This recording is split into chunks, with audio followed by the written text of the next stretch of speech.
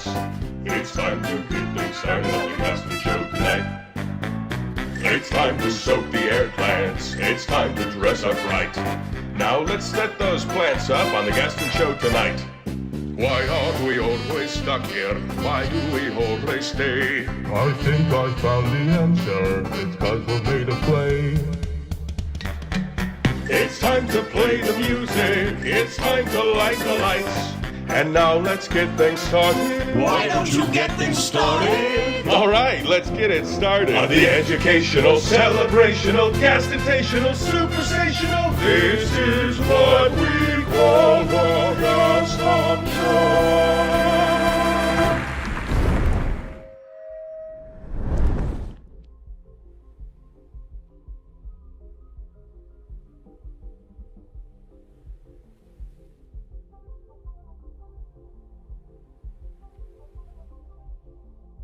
Microphone. Oh, we did it. Okay. Well, let me... He's muted. Actually, I had the other mic set up. I had those little pocket microphones. Maybe I should use the little tiny ones. Bigger isn't always better. I had this one connected. I had to reconnect it. Hello, happy Friday. Mime Stream. Marcus, Lickbright, Ethanful, Remy, Jules, Lucy Goose, Sarely, Phantom Lobster. We missed you. Duskborn. Hello. You would hope the whole thing would be miming. Unfortunately, I would be miming someone I hate due to just observation. So fortunately, we'll be avoiding that. Happy Friday. Today is a very exciting day. I am excited for 19 months. Wow. Crazy. Kelb, good to see you. Thanks for subscribing. Ethanful, thanks for subscribing as well. We have some new friends in here. Wiccan, are you new? Rolando, new as well. Welcome in. How's it going? Remy, good to see you. Some new people. Peach Leah, hello. In 30 minutes, we're speaking with our special guest today and my friend, Christian.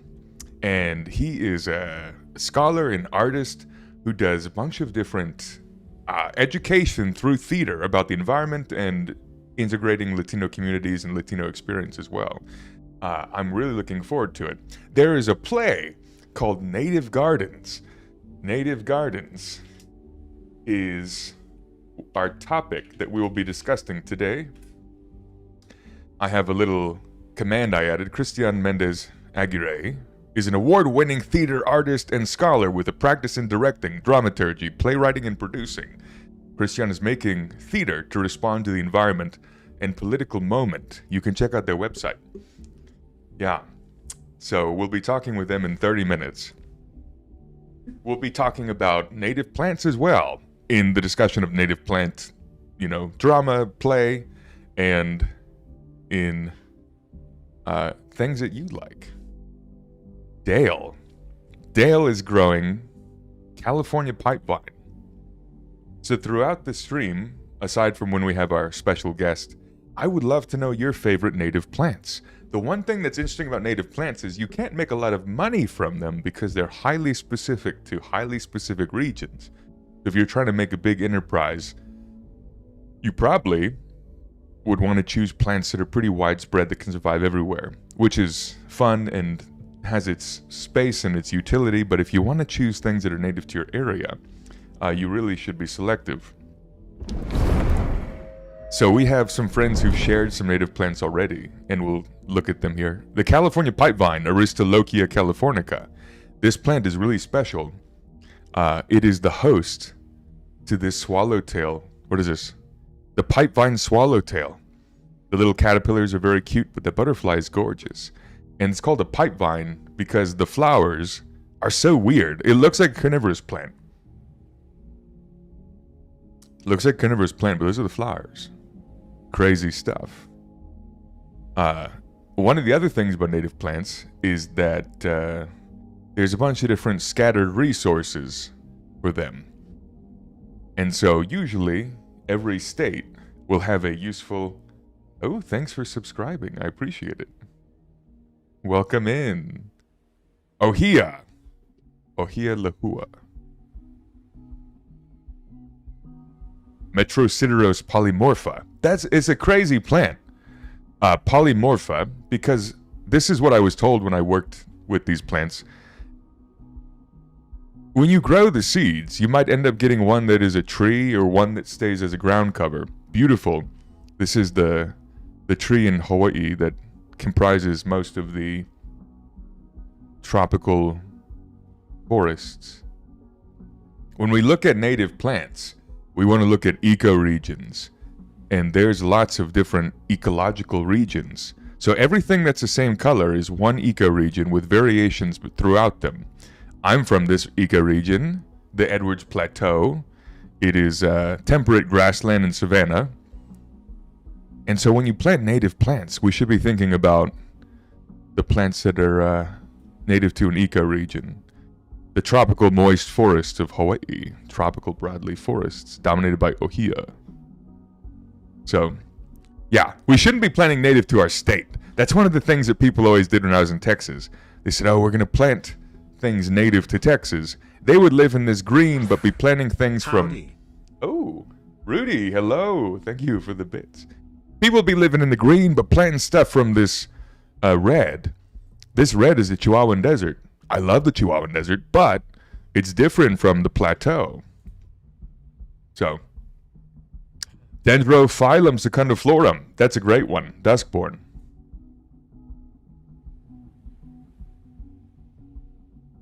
Tiny Harpy. Good to see you. Chihuahuan mentioned. The Chihuahuan Desert is my favorite desert.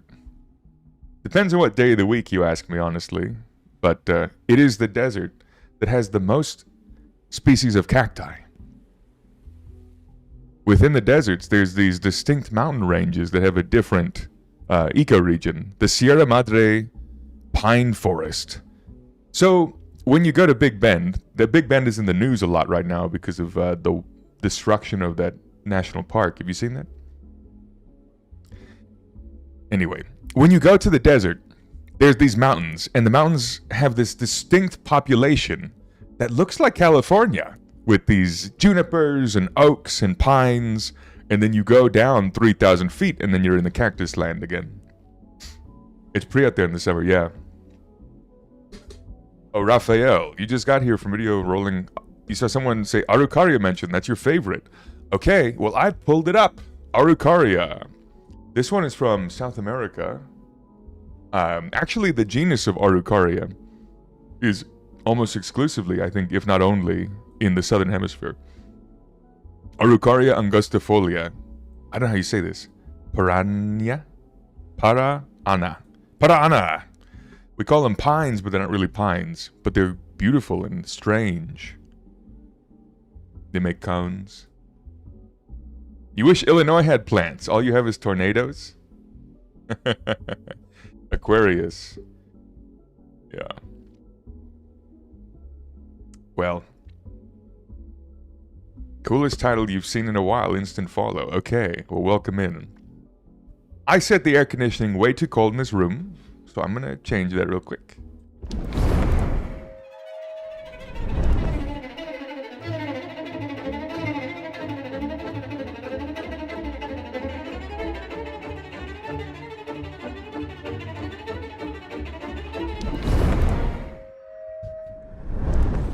Okay, resolved. Yeah, so native plants are gorgeous and fun and beautiful. And the thing about them is that sometimes they're hard to grow because they're wild populations that might have dormancy and stuff like that. So when you have like nurseries that grow native plants, sometimes it's harder to grow certain, species. Someone had mentioned this was one of their favorites from the American Southeast. Shaman Jesus, hello! Good to see you. Here soon, we're having a chat with, in 20 minutes, we'll call up our friend Christian from the American Southeast, the Swamp Rose Mallow. Jesus, how's it going? We're celebrating our native plants throughout the world. And there's a lot of different wonderful places in the world. I was really curious about Taiwan. Here's Taiwan. It has distinct ecological regions. The southern part is a monsoon rainforest that's tropical and subtropical. And then, oh, Marcus, thank you for the gifted subs. Very sweet. Lampfrost got one. Diamond Buster, Ungoy, all of our friends. Okay, well, Jesus, thanks for coming in. Hopefully you can stick around a bit. If not, it'll be recorded if you want to watch our chat later. But yeah, when we think about native plants, we should be planting in these ecological regions. And if you're in academia, they're called ecological regions level 3. These are just ways of thinking about our ecosystems. And they share similar soil, similar climate. And because the soil is similar and the climate is similar, you're going to have similar plants. And when you have similar plants, the animals tend to correspond to those. A lot of people assert or think, and it might be accurate, that the populations of animals are emergent from the... You like this map, Poinsettia? Me too. It is my wall background, actually. But it cuts off the top. It focuses on the southern parts, which are warmer and more appealing to me. Tigerian, hello.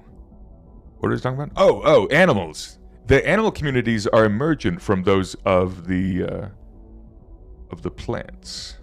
And so if you plant great things that will attract animals that have food and resources and habitat, places to live, then they will appear. And if you remove it, they'll go away. Duskborn has a question for the seal. We have a new friend. Actually, the seal has been here forever. You may or may not know of the seal. But this is the seal of approval. Okay, seal of approval. Duskborn asks, do you approve of cartography? Yes, loves a map. The seal loves a map. Quite excited. You never heard of him, really? He's a lover of a good map. I love maps as well. My name is actually Mapu Gaston. But the regions of Nevada. Let's take a gander. Thanks. Yeah, Lampfrost. Okay, let's zoom in. There's a zoom in thing that's easy for me to operate. Looks like Nevada has 3 distinct ones. If you've been to southern Nevada, have you been to Las Vegas? Las Vegas has the Mojave. The Mojave Desert is a distinct desert that is often characterized by the Joshua Tree. And then the Great Basin, number 13. The Great Basin Desert is a high desert, like the Mojave. It doesn't have as many cacti as the Chihuahuan Desert, so I'm less interested in it, but it's a beautiful, beautiful space. And then there's 80. I don't know what 80 is. Let me zoom out. I'm so good at this. Okay, number 80. Northern Basin and Range. Okay, well, it's a distinct ecological region. Additionally, you can break these down into a 4th level that will break down each of these ecoregions even further. I have some favorites, and I'll tell you what they are. Number 1 favorite. Number 30. Number 30 is the Edwards Plateau, the Texas Hill Country. That's where I grew up. Second favorite is number 31, the Tamaulipan Thorn Scrub. That's where Peyote is from.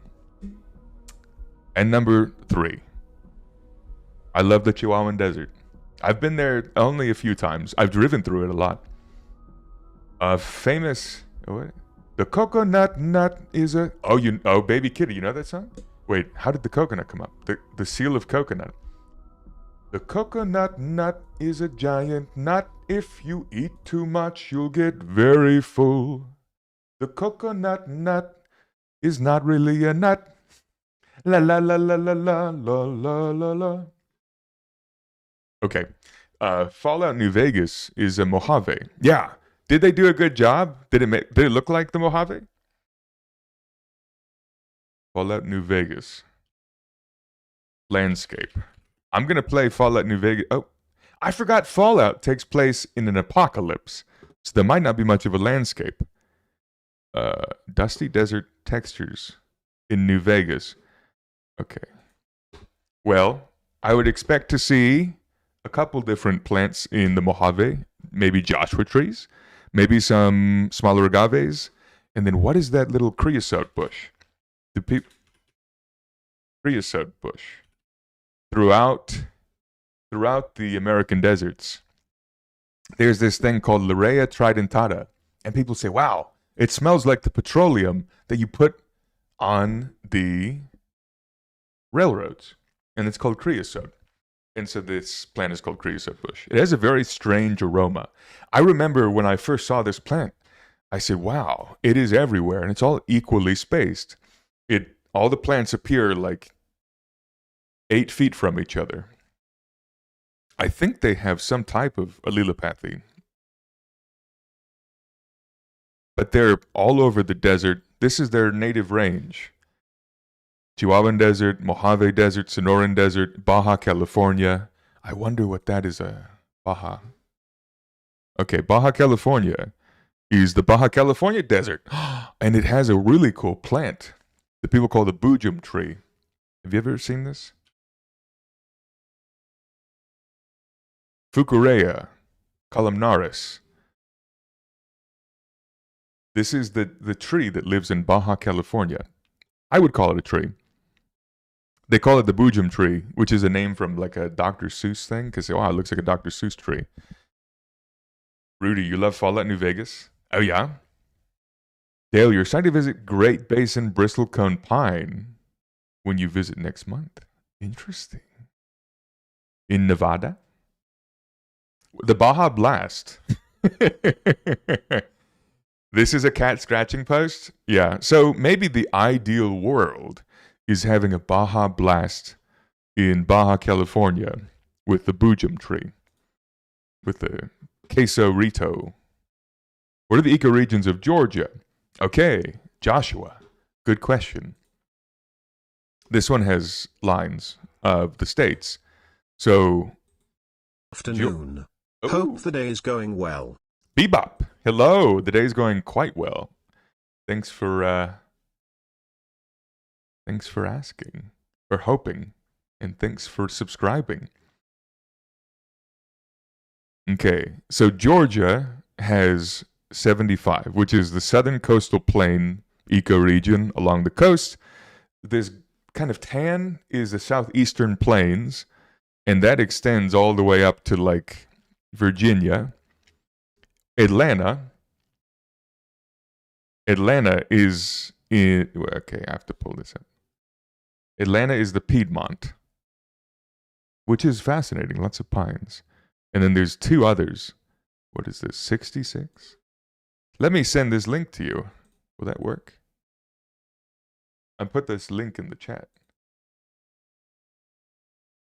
Oh, that didn't work, did it? Maybe it did. 66. Cosmic Corvinite. Your favorite tree in your area is the rowan. The berries are used to repel witches, and there's all sorts of weird folklore around it. The rowan. Okay, I should have typed that whole name. Rowan tree. I don't know what oh wow, the berries. I've never seen the fruits. I know of the tree by Professor Rowan. Sorbus acuparia. It's a spooky magical tree. Interesting. We love magic. Are we taking tree requests? We are. We're talking. We're going to look at everyone's favorite native plants, and then we have a special guest here in about 10 minutes. It's the guy that gives you the piplup. Yeah, Professor Rowan gives you the piplup. Baby kitty, you're a witch. Wonderful stuff. How many ecoregions have I visited? This is a question I like to ponder. I've been to Edwards Plateau. I've been to the Plains number 29, whatever that is.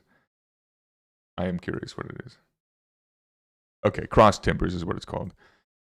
It's not... The thing about Dallas and Fort Worth, mostly Fort Worth, is that it's been developed so much that native timbers and prairies are destroyed. 32 is a fascinating one. Number 32 is the Blackland Prairie. And it extends through Dallas to Austin to San Antonio. Extremely fertile soil. And it has the state soil of Texas, the Houston Black. That's what it's called because it's a very dark mollisol grassland soil. I've been to that one. 2, 3, 4. I'm just going to count. 1, 2, 3, 4, 5, 6, 7. 1, 2, 3, 4, 5, 6, 7, 8, 9, 10, 11, 12, 13, 14, 15, 16, 17, 18, 19, 20, 21, 22, 23, 24, 25, 26, 27, 28, 29, 30, 31, 32, 33, 34, 35, 36, 37, 38, 39, 40, 41, counting Hawaii. I've been to 41. Hawaii's at the bottom, but it's easier to view on this map. Anyway. Can you guess what these different ecosystems are? Maybe the Big Island will be a giveaway. I'm not trying to flex on anyone.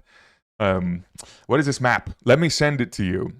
So we're streaming on Twitch and on YouTube. I think it should paste in both of them. Volcanoes, that's a fair guess. These are ecological regions or ecoregions. So the volcano might be part of an ecoregion, but it might not be exclusively. Typically, this side up on the northeast is always wet. The windward side. So this one, this dark green, is the Hawaiian tropic moist forest. So this is kind of wet. And then we go to the light green, and that's the dry forest. Everything is tropical. And then this last one is the high shrublands. Hawaii tropical high shrublands.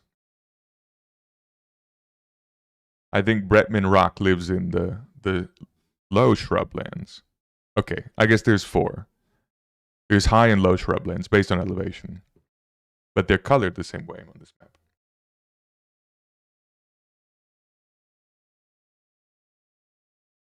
But yes.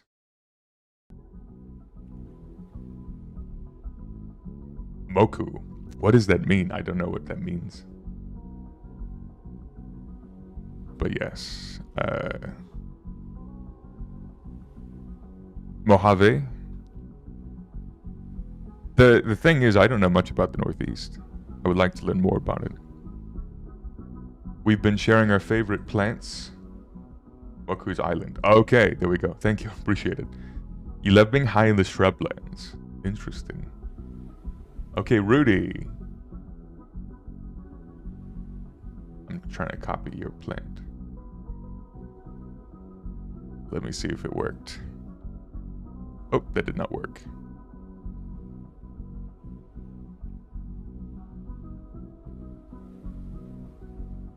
Seattle has so many different types of trees. Dallas, should have known you were from Texas. I'm from Texas. Yeah. For better or worse. That's just the way it goes. Okay, Lampfrost. Pterocarpus.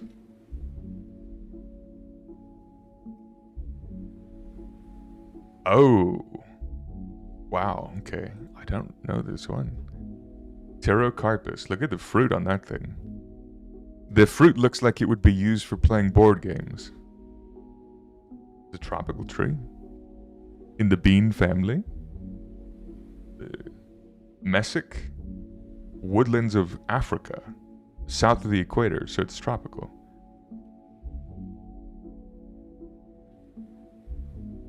Fun. Dry tropical. Yeah. Tropical refers to the being a certain temperature, being like above like 65 year round on average, and not freezing. That's basically what it is. Bless the woodlands down in Africa. I was looking at the climates. I was looking at the climates of Berkeley and Austin. And overall, Austin is much hotter than Berkeley. But I was hiking with someone who was from the Bay Area, and I said, "Yeah, this place is so cold." And they're like, "What do you mean? It's not cold. It never freezes." But overall, the average annual temperature throughout, 24/7 is 71 degrees in the center of Texas, and then in the Bay Area, it's 57 in Berkeley. So overall, it's colder, but that includes the nights. Anyway, one of the things that I wanted to talk about eventually, maybe not right now, but a lot of people like growing plants that are not native to one's area, and that is perfectly good. It might not confer as many benefits, but there's something that you have to check for, which is like, hey, those native plants that you have in your yard are going to be really well adapted to your area. And if they get out of control, they're usually contained by some animal. There's probably some animal that can eat it, or there's a pest or something that will keep it in check. If you bring a plant from a different place, it could become invasive. So in Australia and Hawaii, there's this whole program called the Weed Risk Assessment. And there's 49 biological factors that you can score a plant on. And there's a 90% success rate on determining how invasive the plant will be. So you go through each of these questions and you say yes or no. If it's no, then you get no points, and then you either give it a 1 or a 2 if it's yes. And it's like, this one is specifically for Australia, but this also is developed for Hawaii. Does it have things that are dispersed intentionally by people? Does it have things that are dispersed unintentionally? Are the propagation units buoyant? Are the propagation units dispersed by seed? And if it is above 0, you should be concerned, or at least aware of it. So this weed risk assessment, for example, plumeria is a -5. It's not invasive. It's not going to thrive in the wild if it gets out of cultivation, and it's fine in the landscape.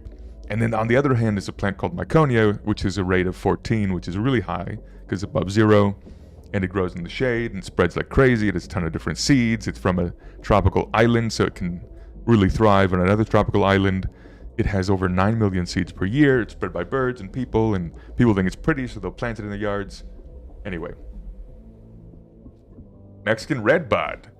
Okay, we'll check out Mexican redbud, and then we'll check in with our friend Christian to talk about native plants, a theater play. Mexican redbud. I love redbud trees. There's so many of them. I mean, I guess not so many. There are species that live throughout North America. Beautiful plant, because they are in full bloom. This vibrant, bright hue.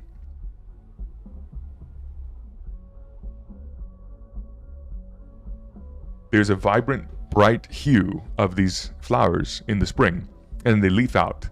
So they'll drop other leaves in the winter, make these beautiful blooms, and then make leaves after that. A lot of people have cultivated varieties of redbuds, but yeah. Redbuds are edible. The flowers? I have heard that. I've never eaten them. Jacaranda. Jacaranda has competition. Yeah, well, so the fun thing is that Jacaranda is a little bit more tropical, so it can't really freeze.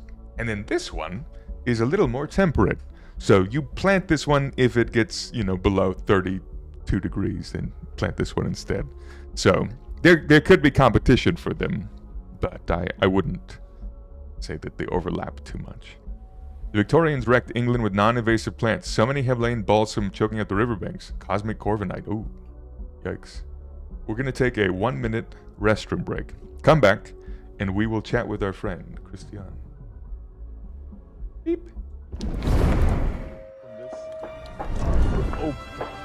From this fruit, we'll see that it's chock full of seeds. So let's see what's inside.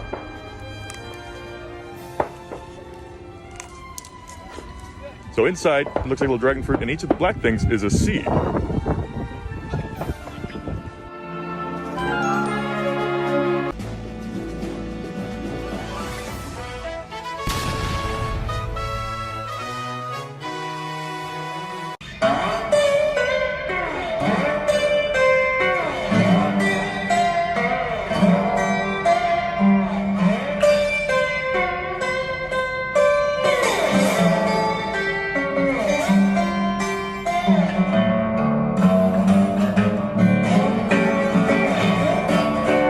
Plants take particles of light called photons from the sun and from light bulbs, and they convert that into chemical energy so they can make food through photosynthesis.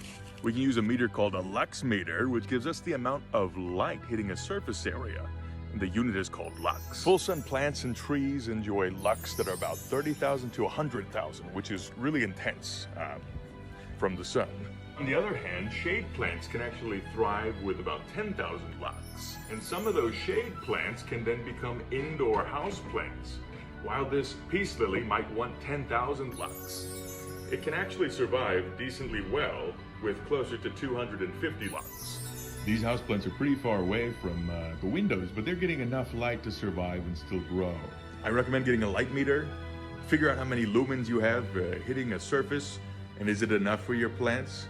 Usually, plants don't get enough light. I'm hiking with my friend Palakiko here. How's it? And we found this really cool primitive looking plant. Oh, I broke it. Anything of interest here? The Hawaiian name for this plant is Vaivai Iole, and it means rat's foot. There you go. It does look like a rat's foot. And this is a bigger version of it. You can see when it's in a nice cloudy environment, it gets plenty of moisture to stay alive like this. Leticifers are cells from which latex oozes. There's actually over 900 genera of plants that produce this. A substance that coagulates when exposed to air. It's rather thick and sticky, so herbivores beware. Imagine being a bug and you go in for a bite, but then the plant starts to shoot out something that's milky white. This colloidal suspension of polymers is certainly... Okay, let's see. Can you hear me now? I can hear you just fine. Oh, you could hear me when I was setting it up. Yeah. Okay, yeah. great. I didn't think it was working. Well, hello everyone. We have our special guest today, Christian. You can find his website here with the command.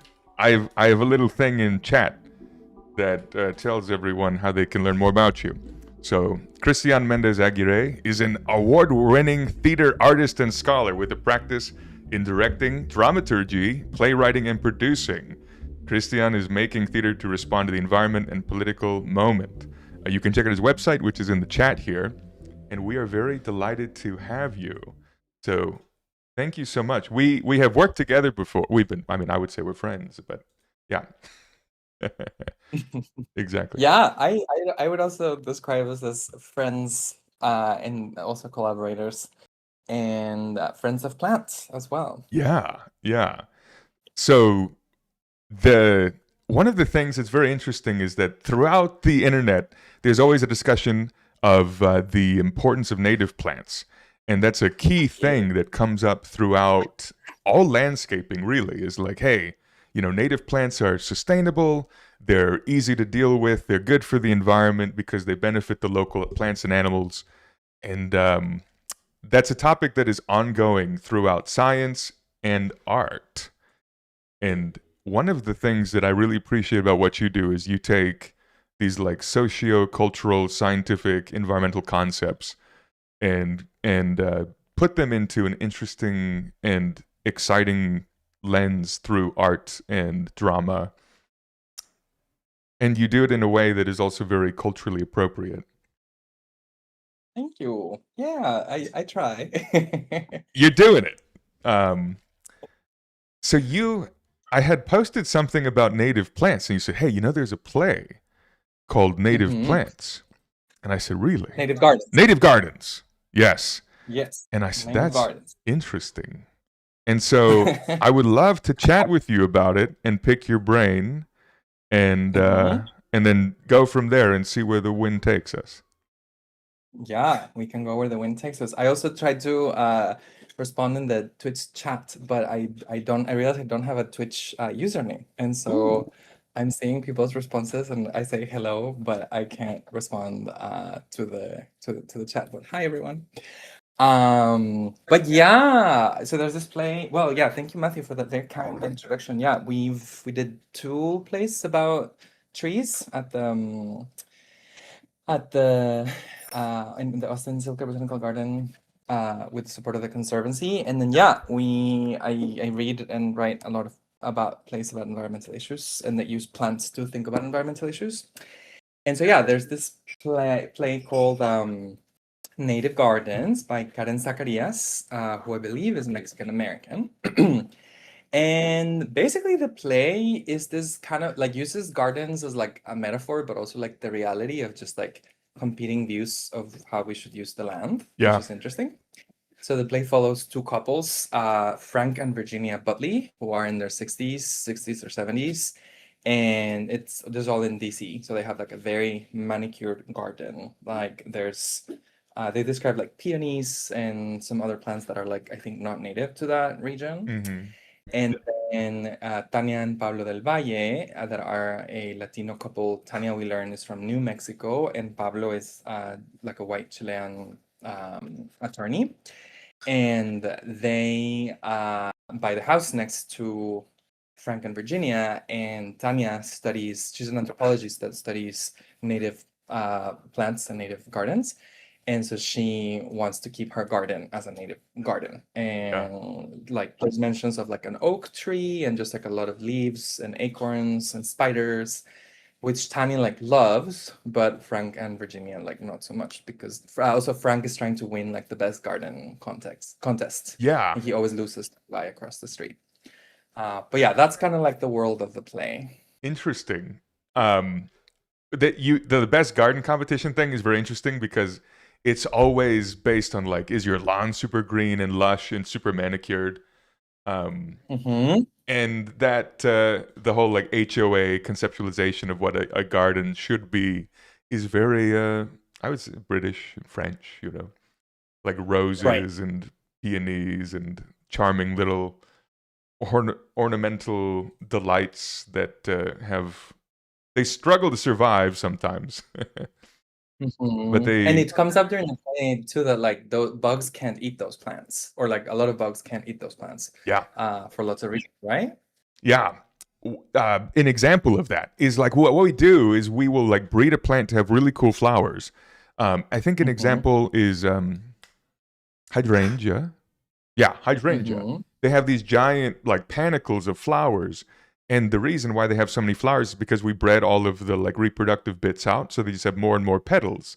So we just see a bunch of petals, but they have no food for animals. So they're visually appealing, and they might provide some, you know, visual delight to the human, but not to the bees or the bugs. Right. Yeah. Exactly. Or like spiders or whoever else like needs to make a home and all of this. Yeah.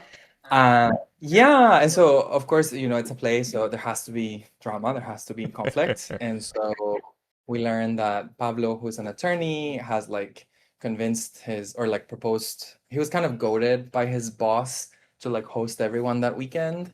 And so he's like racing, like he and Tania have to like really kind of get the garden ready to receive them with a barbecue. And what ends up happening is that Frank and Ginny have Tania and Pablo over for like, you know, a drink or whatever in the garden, in their like manicure garden. Yeah. And Frank and Tania and Pablo are like, oh, your garden looks a little bit bigger than ours. And they're like, well, I think it's just because we take care of it and da-da-da-da. And so they decide that they want to uproot the fence that is between the 2 gardens. And so it's like an old chain link fence that has, I believe, English ivy, which Frank like really hates. And he says that they've always like lost the best garden because of the English ivy. And so when Tania and Pablo set out to check the title, they realized that in fact the 2 feet of garden next to the fence, which is where Frank has all his like garden beds, actually belong to Tania and Pablo's property. Interesting. And the previous tenant put the fence in the wrong place. And so it becomes this whole discussion about like or and fight really about like which way of gardening is the best and who should care for the land, because Yeah. Frank had been operating it and the previous tenant wasn't, but technically belongs to them, and it's also money, and it's just like Fascinating. Yeah, so land ownership, land stewardship, Mhm. as well. Yeah, the chain link fence thing, I didn't expect that. Yeah, and Yeah. the English ivy in and of itself is spread incessantly. Mhm. I'm looking at the Yeah. script, and they talk about the Horticultural Society, the Potomac Yeah. Horticultural Society. Yes. That Yeah. I love. I love the idea of a horticultural society because it's like fun to talk about plants and everything, but the it's often disconnected from like the Native Plant Society. Normally they're not overlapping. There's like the California Native Plant Society, the Native Plant Society of Texas, and then there's like the blank Horticultural Society, and they're never united. And really, there would be a wonderful overlap Right. in that particular field. Yeah, and part of it too, I think, is basically it's I guess maybe depends a little bit on what people count as a plant versus what they count as a weed. Oh, And so like yeah. like Tanya mentions, there's a on page 18 of the PDF that I shared with you. Like Tanya mentions like, oh, like we could have some like she says like, oh, we should get rid of Bermuda grass and English ivy and have a mid-Atlantic forest bed. And she says like we should have no Japanese honeysuckle, we should have no Asian azalea, no kudzu, no Bradford pear, no autumn olive. Yeah. And then Tanya says like we could have ferns and mulberry and Virginia creeper and Carolina silver bell, low maintenance greenery that is high output and low impact. And Frank is like, oh, those are weeds. Like, why are we planting weeds here? Yeah. Yeah. The concept of the weeds is very interesting. At the very beginning of the play, it says, the distinguishing thing between a weed and a flower is simply the observer's perspective. Judgment. Yeah. Yeah, exactly.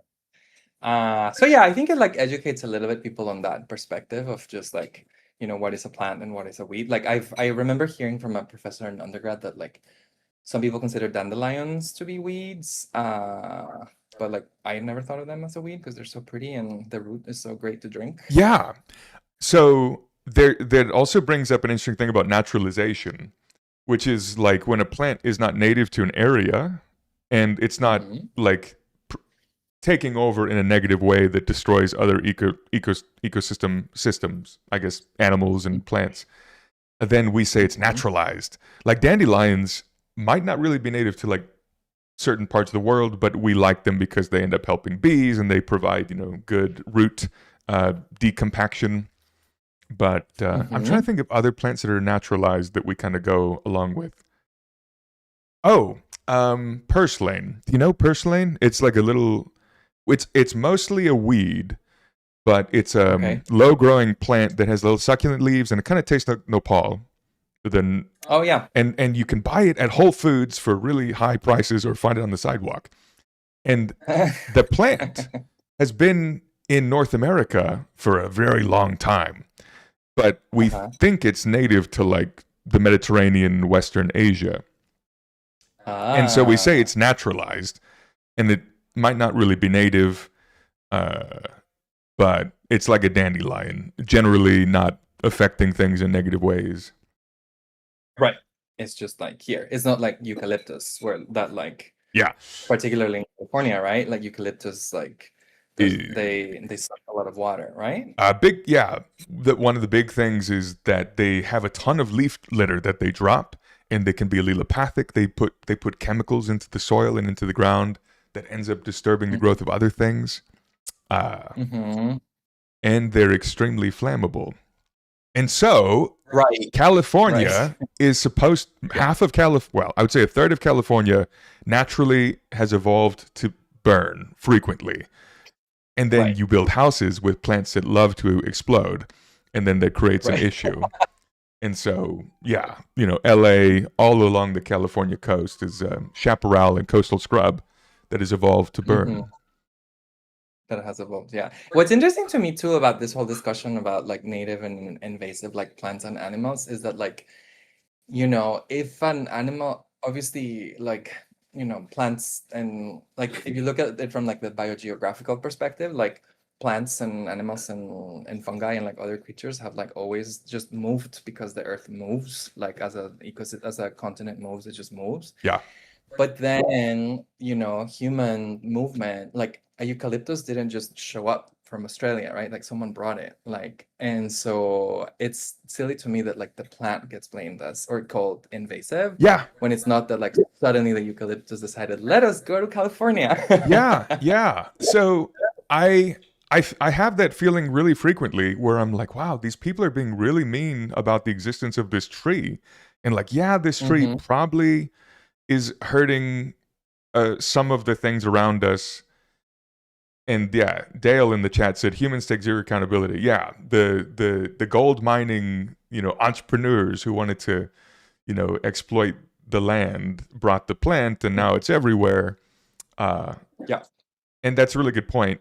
I watch a lot of these little, obviously social media videos where people are like, oh, fuck that plant. I was like, or like even for honeybees, like honeybees are invasive in North America, and people are like, oh, fuck those honeybees. And I was like, okay, yeah. I saw someone torturing a honeybee. I was like, okay, we don't need to torture an animal because they're not from here, But That's we awful. yeah. I mean even like just like a lack of empathy is pretty wild. Yeah. And I feel like insects and weeds too are used as like metaphors to describe people that are also unwanted. Like, how many people refer to migrants as insects and things like that, Yeah. right? Like there's have you heard of this book called Strangers in the Land? No. It's a natural history book. This is kind of how I started thinking of all this like native versus invasive stuff, which is probably why you Instagram also suggested your video to my. I mean, I see your stories, but yeah, it's a book called I forget the name of the person who wrote it, but it's a natural history of attitudes towards invasive plants and animals over the 20th century. Yeah. And how it like overlaps with like xenophobic like attitudes. And so it's not saying that like, we call the Japanese beetle because we hate Japanese people. Yeah. Or like the Asian whatever, but it is sort of finding how those two things kind of like constitute each other. Which is really interesting. Yeah, it is. I think it's like one of the things you were mentioning was the use of invasive and things like bug and alien to describe people who are not of a region, like xenophobic connotations. Like the city of Austin had kind of classified the way that we describe things. Instead of saying non-native, like the city of Austin called it well adapted to ensure. Oh, cool. Yeah, so like, oh, this species is well adapted to our area. This plant is from Japan, and it does well here. It does not invade, that kind of thing. So that's interesting. Yeah, that way it is less about like the location of origin and being specifically othered. Yeah. That's really interesting. Yeah. That like intersection between those things is very fascinating. And online, there is this whole really intense like audience of people who have a very fascinating and kind of, I think, hard and puritanical opinion on landscapes, where they'll be like, hey, everything you put in your yard has to be 100% native, and if not, you're a colonizer. And I was like, okay, I mean, we're on the same team here, but you don't need to be saying things like that, Right. People who are trying their best. And there's so many botanical difficulties with native plants, that they're wild plants that have, you can easily grow a boxwood because they propagate boxwoods, and then you put in your yard and they're all clones. But getting the rare, blazing star from the prairie in your yard might be a lot harder. I mean, probably. Yeah. Okay, stuff. You want to hear how the play progresses and happens? Yes. It seems like my thing was glitching a little bit. My audio weird? Okay, let me see if it's my end real quick. Okay, we're good now.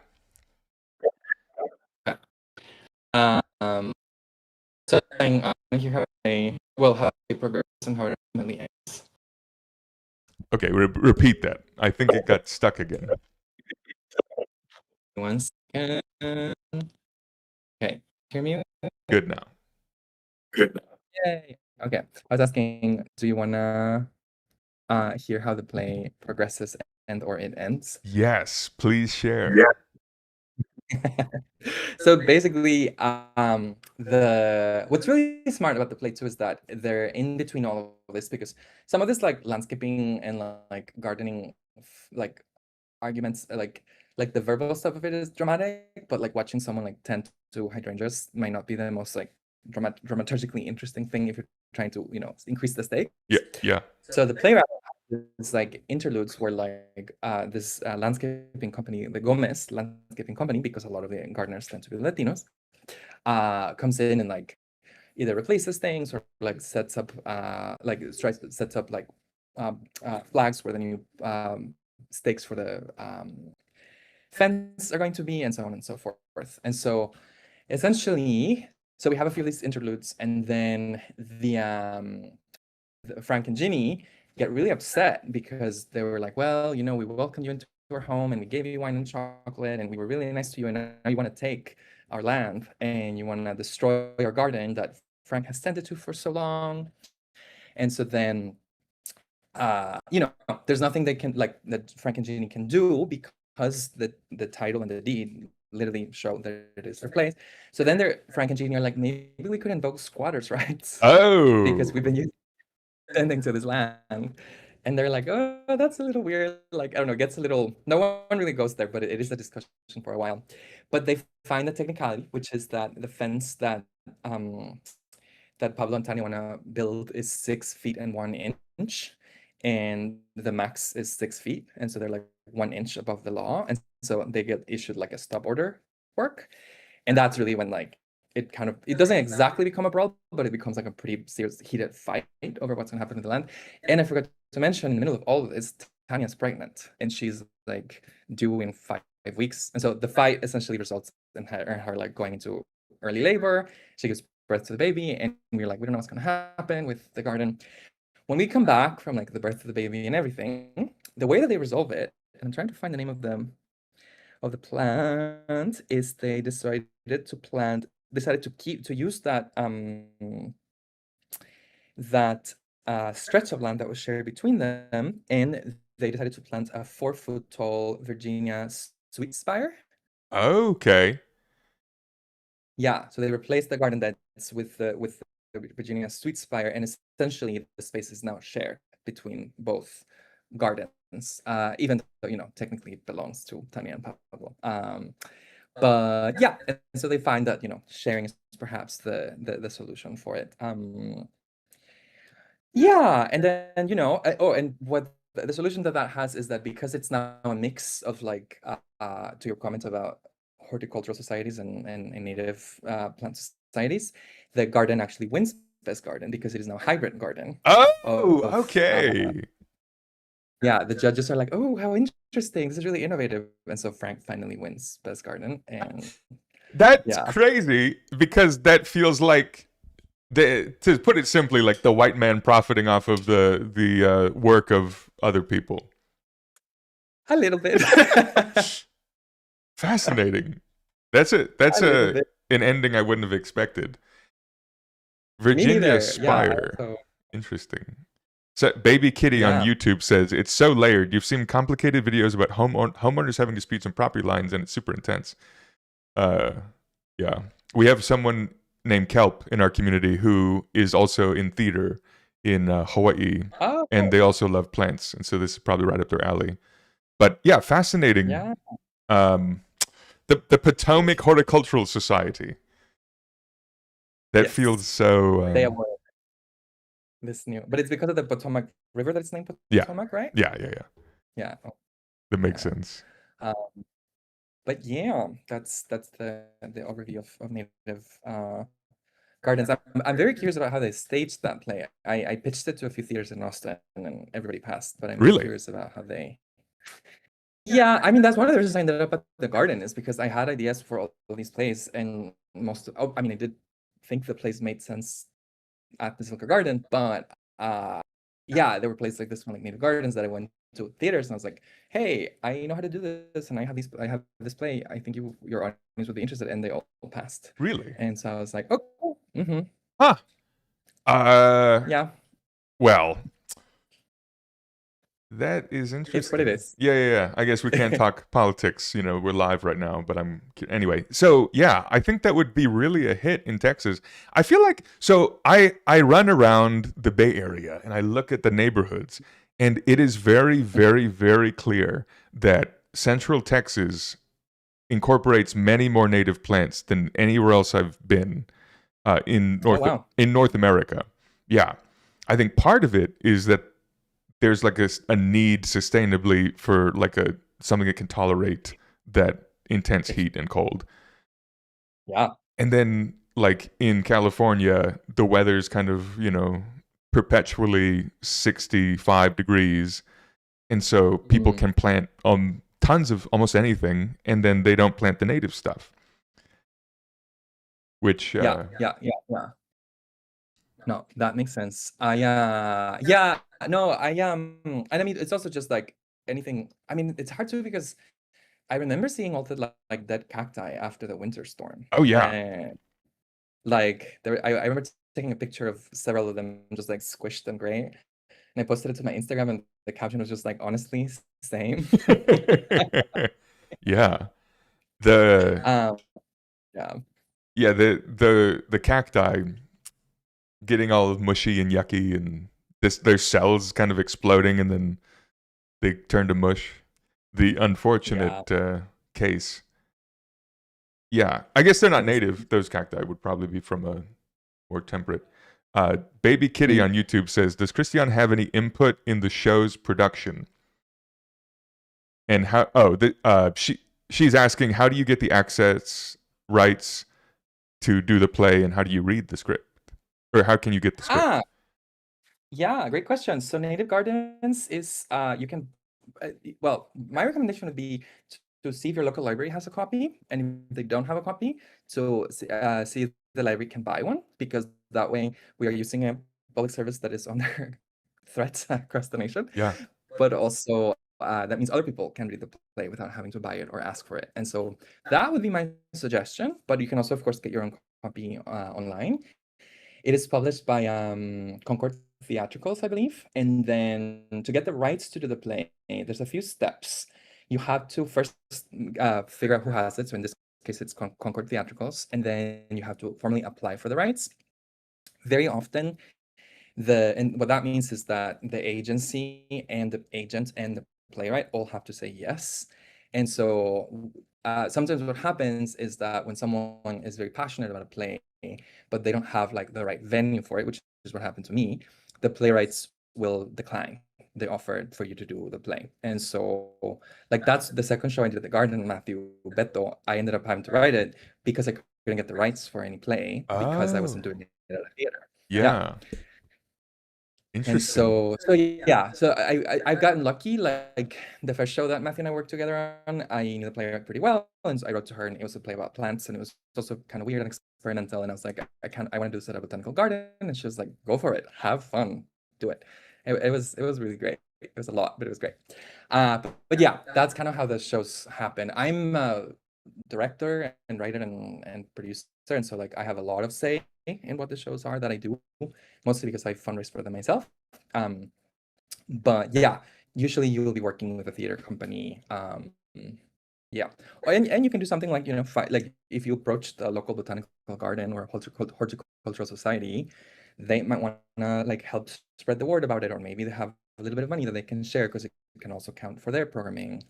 Yeah, so if you're like, and this is true for like plays also, not about plants. Like if you approach people, who do things that are related to the content of the play, they're excited to partner. But I love plays about plants. Yeah. And fungi. And fungi. Okay, so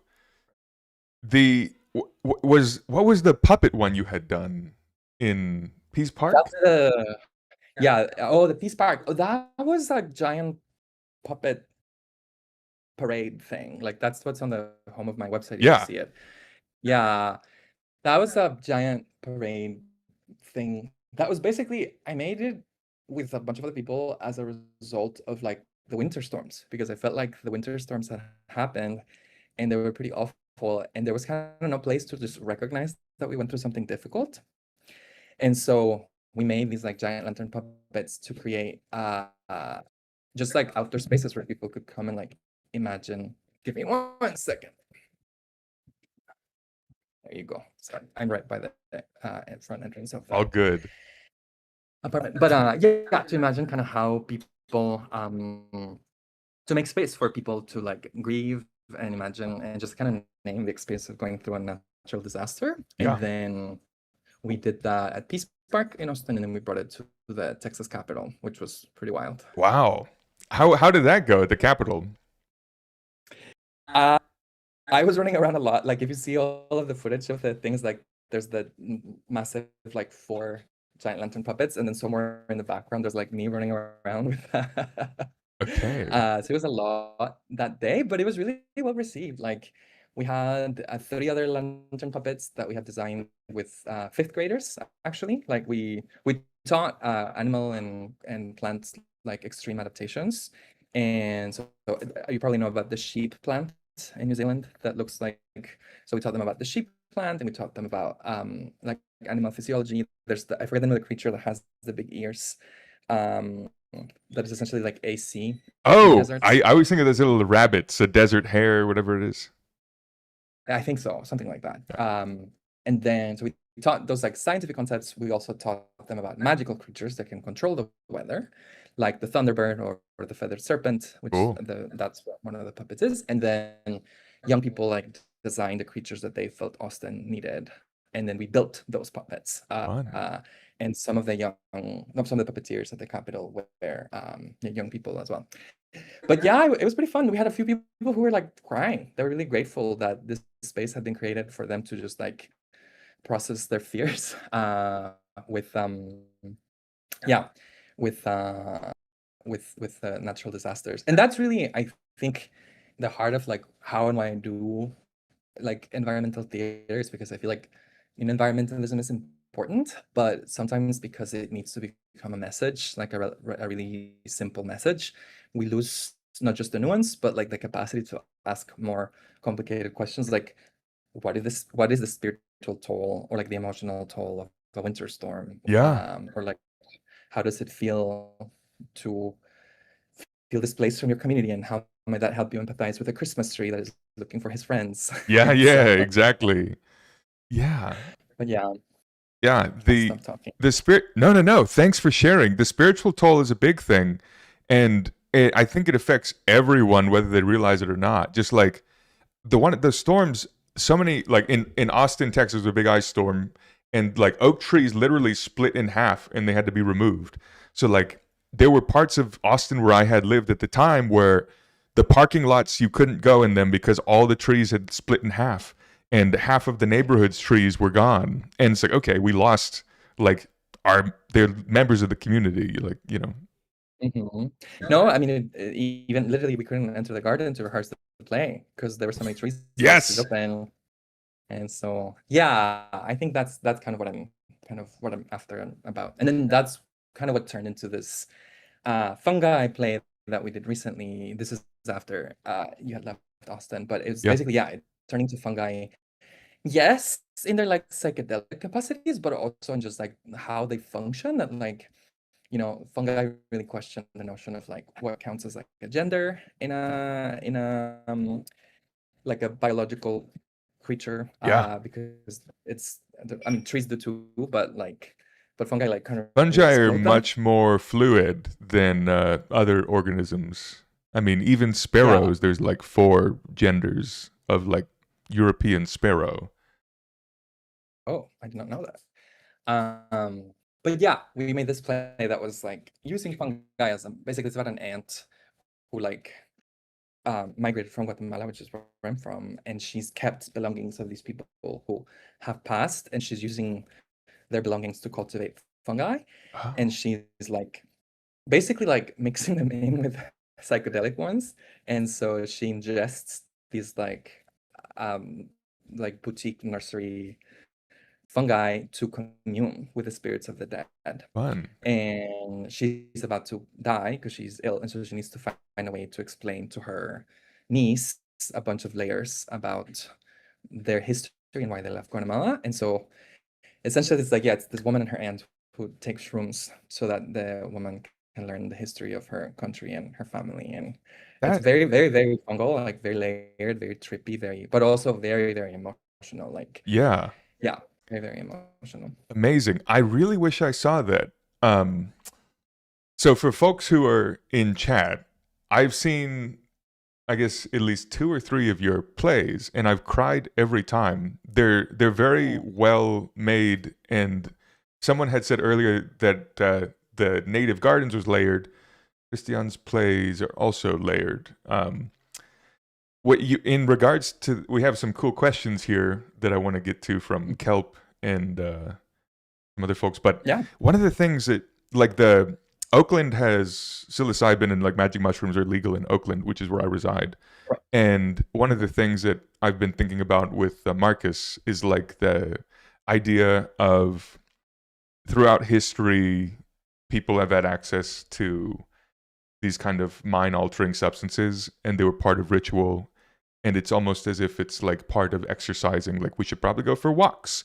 We should probably engage in rituals that allow us to open our senses and make new connections.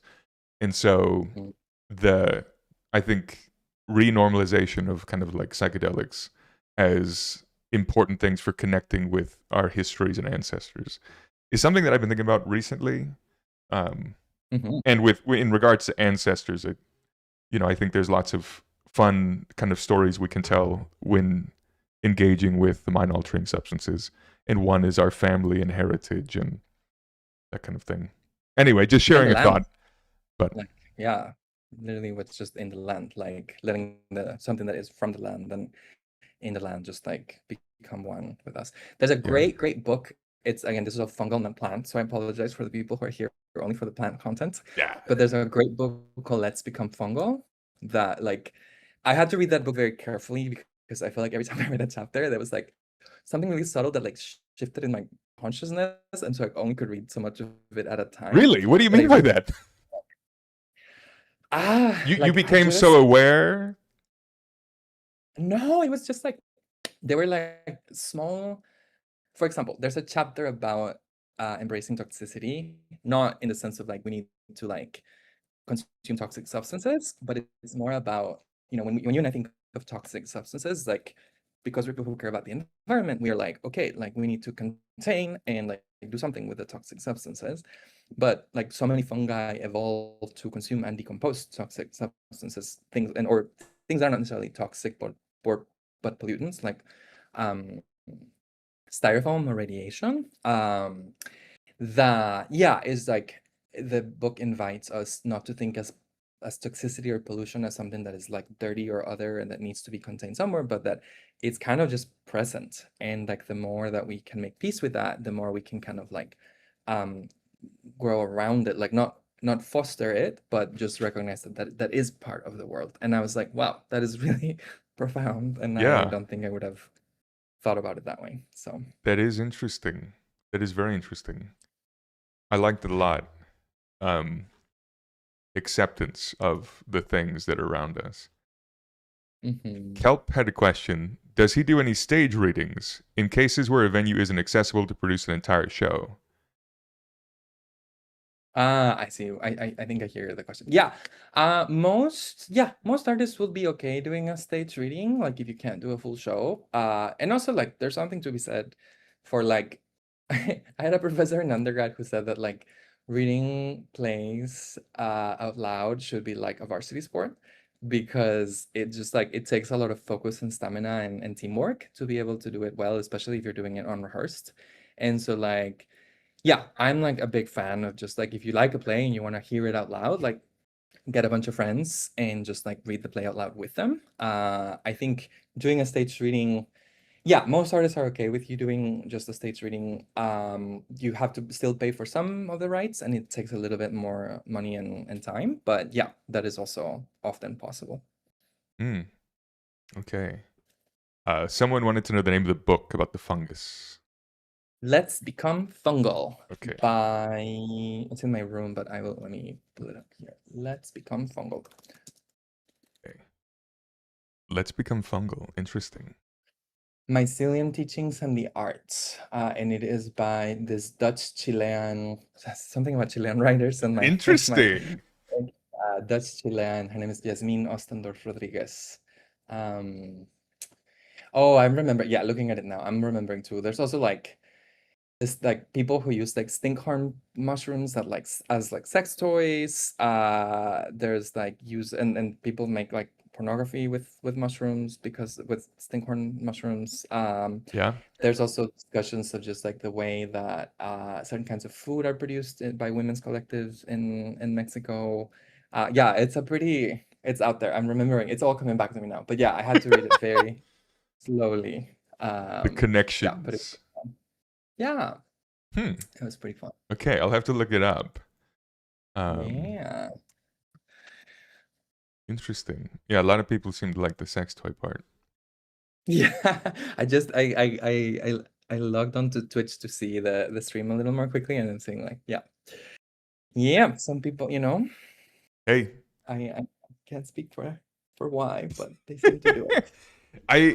well, the fungi are fascinating. So when I worked at the Botanical Garden in San Francisco, I worked with someone who's really into fungi. And it was the first time I met someone who was really into to mushrooms. And they're very plentiful in this area when it rains.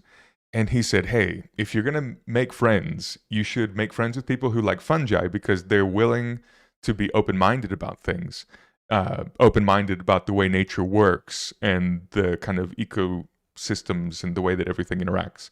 And I was like, yeah, the more I've thought about it, it makes sense because fungi are kind of the weirdest organisms that we have the closest encounters with all the time. This pot of plants back here have fungi in them. I have mushrooms everywhere. But yeah, exactly. No, and they're also like they're closer in DNA to us than plants. Like they're closer to animals than plants in like the DNA tree of life, which is itself kind of interesting. And yeah, I also should say a huge shout out to Jesus Garcia, who was our fungal dramaturg and just like guide throughout what was a very long and wild process with that play. Yeah. But yeah, Jesus is the best. Yeah, I agree. Exciting. I wish I had seen that one. Someone had asked earlier, are fungi plants? In our modern understanding, no, they're a distinct group that are not related to plants, but like Christian said, more closely related to animals. Yeah, because and a big part of that is because they don't make their own food, right? Like and plants do. Is that the big distinction? That's one of them, right? They're not photosynthetic or autotrophic, so they can't make their own food. They have to be they're heterotrophic, so they break down things to eat.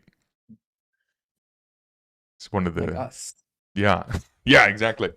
I've been wanting to inject chloroplast into my skin for so long, become green. I'll become the Hulk. Well, anyway. I was gonna say but I feel like you'll be more like Hulkling rather than Hulk. Yeah. That's what I would look like. I'd rather be friendly and not raging. Yeah. Exactly. Fun. Interesting. So the native gardens and fungi, I think there's so many things I want to talk to you about. I'm trying to recall them all.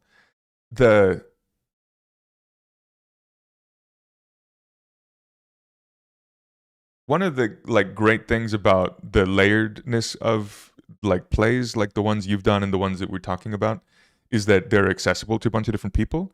So there's many layers, so you can follow the main arc and still enjoy it. But then and there's also rewatchability or in ways to engage with it even further. I watched one of your plays 2 or 3 times, and every time I caught something new and made drew a new meaning from it. With Native Gardens, the play that we talked about at the beginning, there's so many components to it. One is land rights, and one is about the idea of stewardship of land, and then the plants themselves, and then some people might have interests in the drama of a neighborhood because they can relate to that. Oh yeah. And then the idea of nativeness itself is also interesting. like native and the naturalized and the, like you were talking about with eucalyptus, we have very clear, like, hey, 150 years ago, people brought eucalyptus to California. Objectively, not good for the environment in California and for the people because of its disruption to our own urban spaces. Mhm. And then there are, Yeah. yeah. Then there are cases of plants that are like, I was talking with some like ecology friends. They were saying that for them, their definition of what is native is, did it live there after the last ice age? And so like Oh, wow. yeah, like redwood trees were all over California, and then the ice age hit. Now they got isolated to smaller pockets, and so it's a period of time. What snapshot of time are you looking at? You know, as native. Mm-hmm. Um, Yeah. I mean, it's a big debate. We can't get too into politics, but it's a big debate Oh, about yeah. who gets to call themselves an American right now, right? Like, Yeah. in terms of who is or isn't born here, and so. But what I'm interested to that I think theater can do, is like I think help us realize both. I think what you're saying about just like how every point of view has there is no point of view I think that can ever be fully objective, because all of our point of views are assembled from the information that we have, right? Like even the definition of climate change, anthropogenic climate change, is different from other kinds of climate change that have come before, and even what counts as an irregular variation super depends on where you begin to count from the geological timescale, right? Yeah. And so like, you know, I don't know, there is an artist, to go back to plants, that has this brilliant piece called "The Plant is Present," Okay. and it's a riff on a performance art piece called "The Artist is Present" by Marina Abramovich, where like when you went to The Artist is Present, basically she sat down and you would like sit down with her and just like stare at her for like however long you wanted, and then you could leave. And so it was this thing about presence and about, you know, like discomfort and eye contact and da-da-da-da. So someone, I forget their name, who's really, really smart, made a piece called "The Plant is Present." Uh-huh. And the plant was billed as the artist. Like when you came in, there was like an artist's bio for that specific plant and their previous performances as like Interesting. scenery and whatever. And then, yeah, you would sit down and be with the plant and sort of experience this as an art experience. What is it that, like, what the plants give us? But I feel like that's maybe the only example I can think of a piece of art, or a performance where the plant was like an active participant in what was happening. Because even in the shows that I've made working with you, like, they were certainly about plants, but they weren't like, you know, I guess we did have 2 real monsteras for Estado Vegetal that were like yeah, from a local grocery chain. yeah, exactly. Yeah, from the local grocery. Yeah, from HEB. That's true. Yeah. But yeah, and so however much, you know, the costumes were inspired by like the Texas mountain laurel and like certain rose bushes and things like that. Like we Yeah. didn't really, like, plants were not really like actors or participants in the play, and so we could only consider their point of view as far as it was relevant to the story. Yeah. And so that's a long rant to say that I feel like theater is a good way to sort of understand the limits of our own perspectives, and then figure out, one, just like how messy we are as humans, and like somebody was just like that some humans do take accountability, other humans don't, but that there are problems that are created simply because, not simply, but like because we are just very complex, messy creatures that involve non-human beings, but that really the solution is with the humans. Yeah. The humans are the ones, you know, moving the plants and interacting with them in ways that is quicker than their natural progression through space. And so that Yeah. that speeding up, someone in on YouTube from the UK said, with climate change, we're going to have to embrace non-native plants as the ecosystem change. It's so dry and hot here now that our native plants prefer cool, damp climates and conditions. Like we have changed the ecosystem so much so that it's global, and the native plants have to try and find a way to survive, and hopefully they have diverse enough genetics. But we can do our best to try and aid them along. There is a researcher from Berkeley who studied street trees throughout the world, and he was saying, hey, based on like the conservative climate change models, we should be planting the trees that are in LA, in San Francisco right now, so that when it's hotter in San Francisco, they will survive as big trees. And he mapped like 10 different cities and said, okay, like Rio de Janeiro is going to be similar to whatever city, and LA is going to be similar to this city, so plant those trees. And then urban environments alone are completely different because they're completely constructed with their own challenges. Yeah, the relationship to heat is different because they absorb a lot more heat, Yeah. and they radiate it back because of the concrete, and yeah, it's very, very different. But yeah, no, and there are a lot of plant plays out there, like a lot. Do you And have like some that you've people, been wanting to do? yes. There's another play. I guess this is a woody plants play, not a non-woody plant play. Okay. Manuela Infante. It's a play about a pine plantation that burnt down. Oh, okay. And so the first play that Matthew and I worked on together is called Estado Vegetal, or Vegetative State, by this Chilean playwright, Manuela Infante. I am the high priest of the Manuela Infante cult, and so if you want to learn more about her work, head on over to my website, or just Google her. She's awesome. But she has this other play called Fuego Fuego, or Fire Fire, that is about a pine tree plantation that actually did burn down in Chile, in the outside of Santiago, because it was a monoculture. Yeah. And yeah, there's just like a lot of, and it was a town called Santa Olga, which is named after Saint Olga of Kiev, who is the patron saint of revenge. Oh. Do you know the story of this saint, Matthew? No. The patron saint of revenge. That doesn't sound very Catholic. Well, that's the controversy around why she was canonized. The story goes is that, yeah, Olga of Kiev, there she is. She, her husband Igor, she was like, they were she was a regent of the Kievan Rus, which is an East Slavic state, I guess, in what is modern day Russia, I think. It might be It's Ukraine, all very Kiev. complicated. But basically, a bunch of people, the Drevilians, killed her husband, and she was really mad because they killed her husband. Mm-hmm. And so she told them that she was gonna forgive them all. And so she brought them on, but the condition was that they had to come to this place and like eat there. And this was a place that was made of wood. And so everybody showed up, and she locked the place and set it on fire. And at the same time, she had a bunch of pigeons, and she put grease on the pigeons' feet. And so she set it on fire and released the pigeons, and basically like burned the whole town down. That's crazy. How did she become a saint? How? Stand with women. We got Dale saying good for her and Lucy Goose. Okay, we support her. I like this. Yeah, this is a crazy story. And basically, I don't know the reason why he got murdered, I have to say, but basically this town that burned in Chile was named Saint Olga, ironically. So all of this is kind of baked into the play. That is like when, what is it, manifestation. You say something so much that it ends up happening, That it happens. Yeah. But anyway, so this play has references to this, as well as other things, and anger too, like the anyway. But yeah, so that's a play that I would like to do.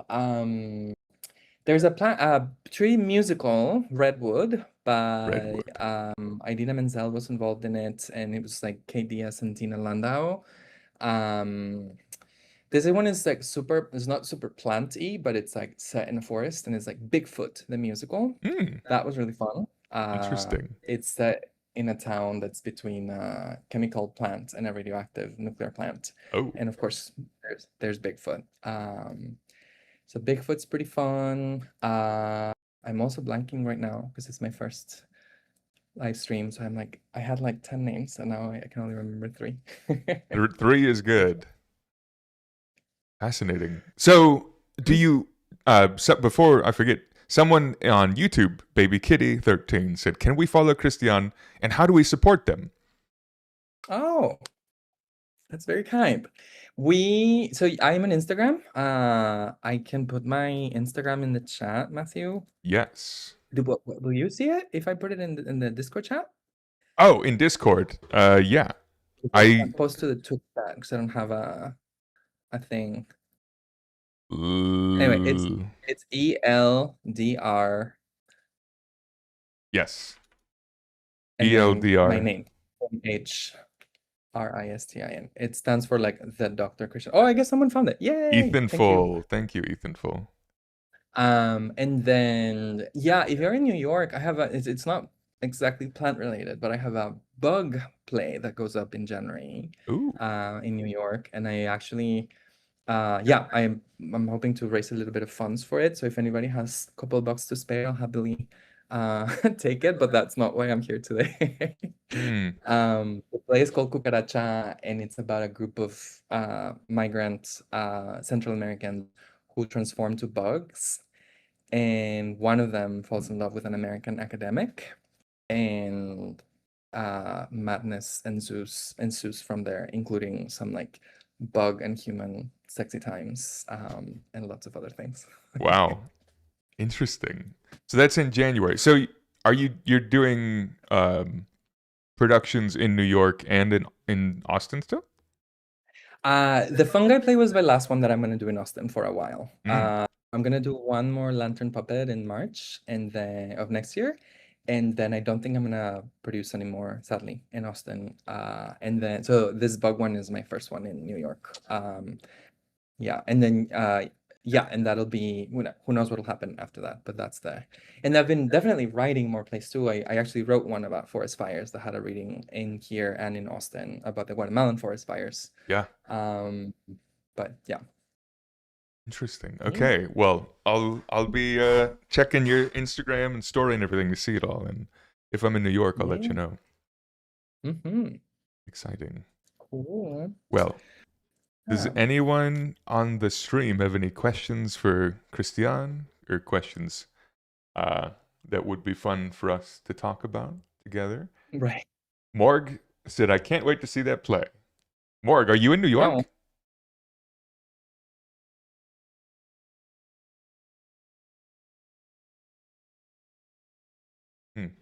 Okay, well, we'll see. Thank you for chatting about the native gardens with me. I really appreciate it. Yeah, of course. Yeah, if you ever want to chat more about plant plays, let me know. Will do. Will do. We'll give and it. It's good to see the seal of approval. It's been a minute. Yeah, the seal is still here. Puppetry. Yeah. I get invested in puppetry a little bit myself, you know. You do. I still remember the seal of approval and its hat and the disco ball. Yeah, he had a little cowboy hat. It broke, so he doesn't have the little gay hat anymore. But perfectly good. That's sad. Yeah, but it's still gay, so it's fine. Yes, big ally. He always has. Well, I won't say that. I was going to say he always has a hand up his butt, but we can't say that on stream. Anyway. Fun. Anyway, I will see you soon, Matthew. Yeah. Here or there somewhere. Thank you, Christian. We have one final question from our friend on YouTube, Baby Kitty. It says, okay, if you had one final message to give people, what would it be? One final message, like in my life or like for the stream? Or maybe for today. Oh, for today. I would say that I think that all of us who care about the environment, like I think for a long time, again, environmentalism is really important, but I do think that we kind of need to make it anew a little bit. Like I think we'd have to make room in it for all these kinds of questions that we discussed today about spirituality, about the role of migrants, about the role of minorities, about like I think for so long it's been associated with like, and for good reason, it's been associated with like science and the need to like measure things. Like of course that's important, like without science, we perhaps would not be able to understand that climate change is happening the way that it is happening.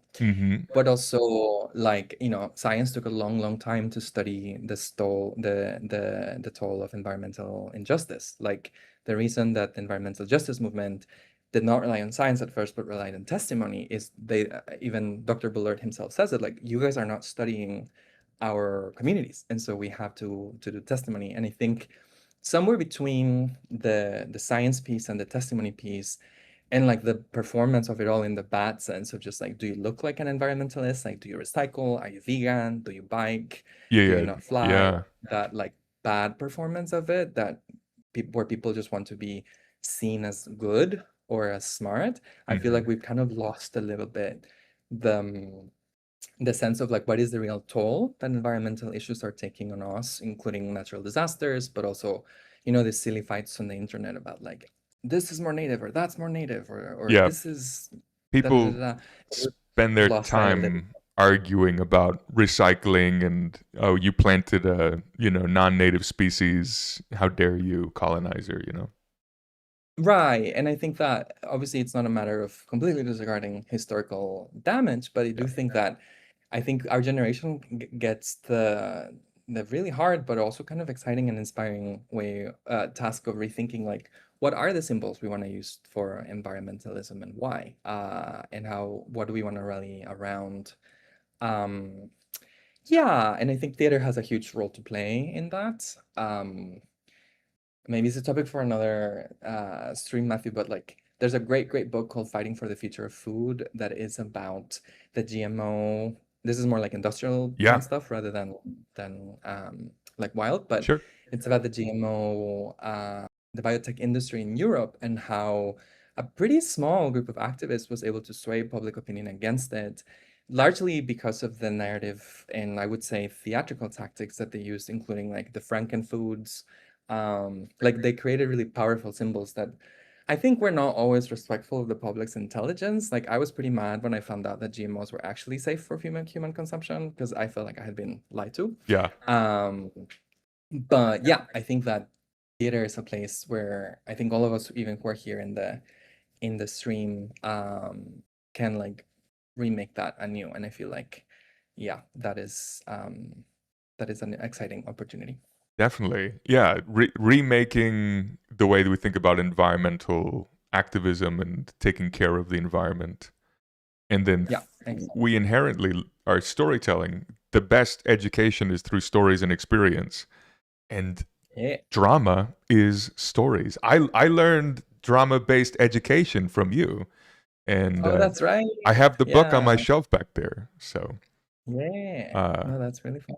I think that good storytelling is what, exactly like you're saying in Europe, is so important. And yeah. Well, thank you so much for chatting today. I really appreciate it.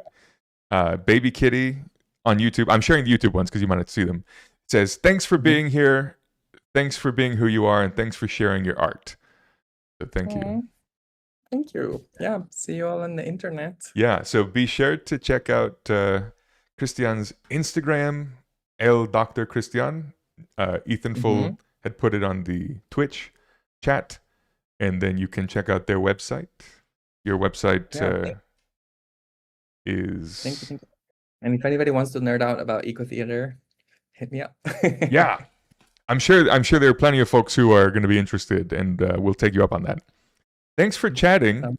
It was so fun. I'll text you and we'll catch up outside of stream. That sounds great. Bye, Seal. Bye, Matthew. Bye. See you. Wait, and how do I hang up? Oh yeah, there we go. Okay. Bye. Ooh, there we go. Okay. Exciting. Yeah, Christian is so wonderful, and I really love all the work that they're doing. He is creating a lot of things that change lives, and I hope more people get to experience the art that he's making. We're going to take a short little break, and we'll come back and talk about native plants some more. So hope to see you then. You already follow? Oh, Pixel, you already follow Christian on Insta. Nice. Morg, you came late. What is eco theater? Eco theater is environmentally conscious, like storytelling in like drama. And so we have this innate understanding of stories, and we understand things through stories. And theater is a great way to question see new perspectives, question our own perspectives on things, and learn new things through story and drama and tension and laughter and stuff like that. So Matt, you're in NYC hoping to see the show. Okay, go check out the Bug Show. We're going to take a short break, and we'll see you soon.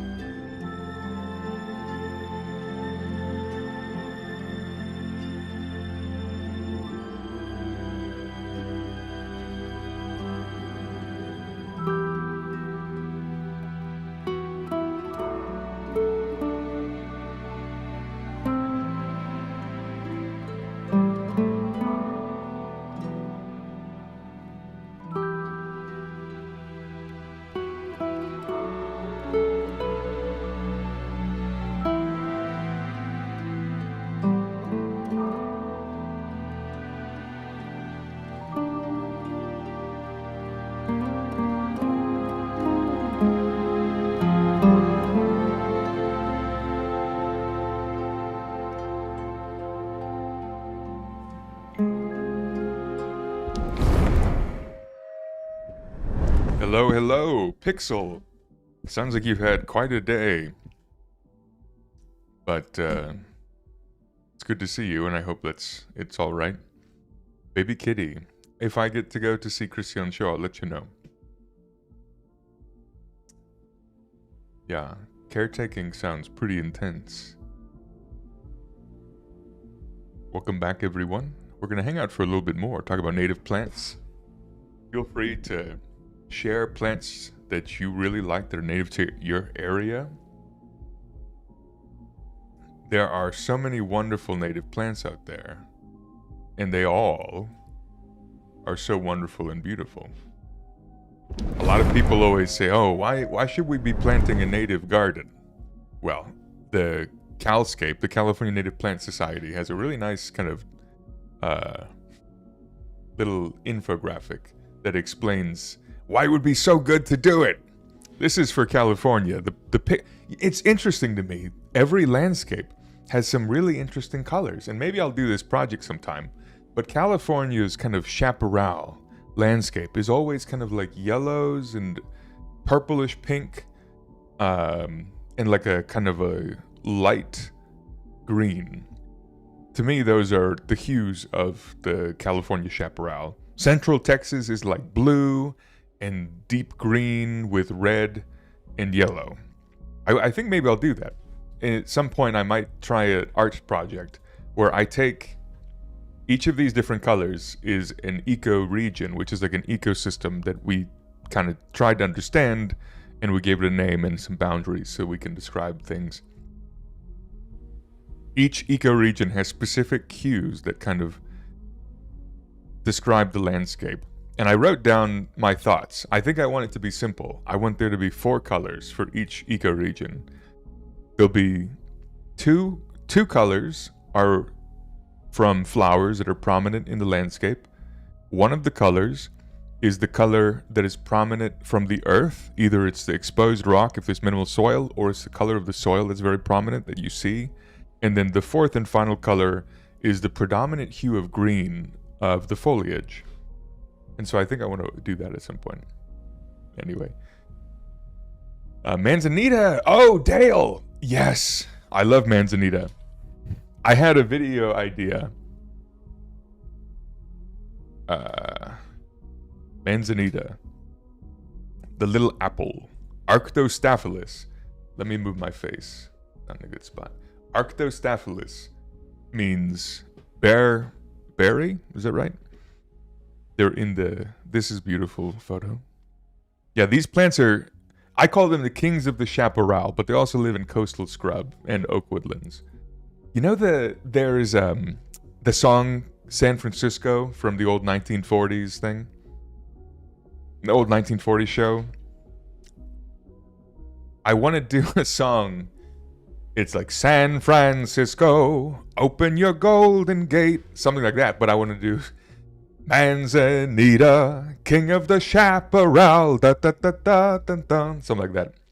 Anyway, Dustborn, we didn't do Dermatophyllum secundiflorum. Not yet. We'll get there after this one. You support it? Okay. I appreciate it. Time to look up your color names on Colordle. Oh, wow. Okay. Sassy Frog. I'll have to do it. I'll have to check it out. San Francisco. Okay, the Franciscan Manzanita. Manzanita is the kind of name we have, the common name, but there's a ton of them. They live throughout California.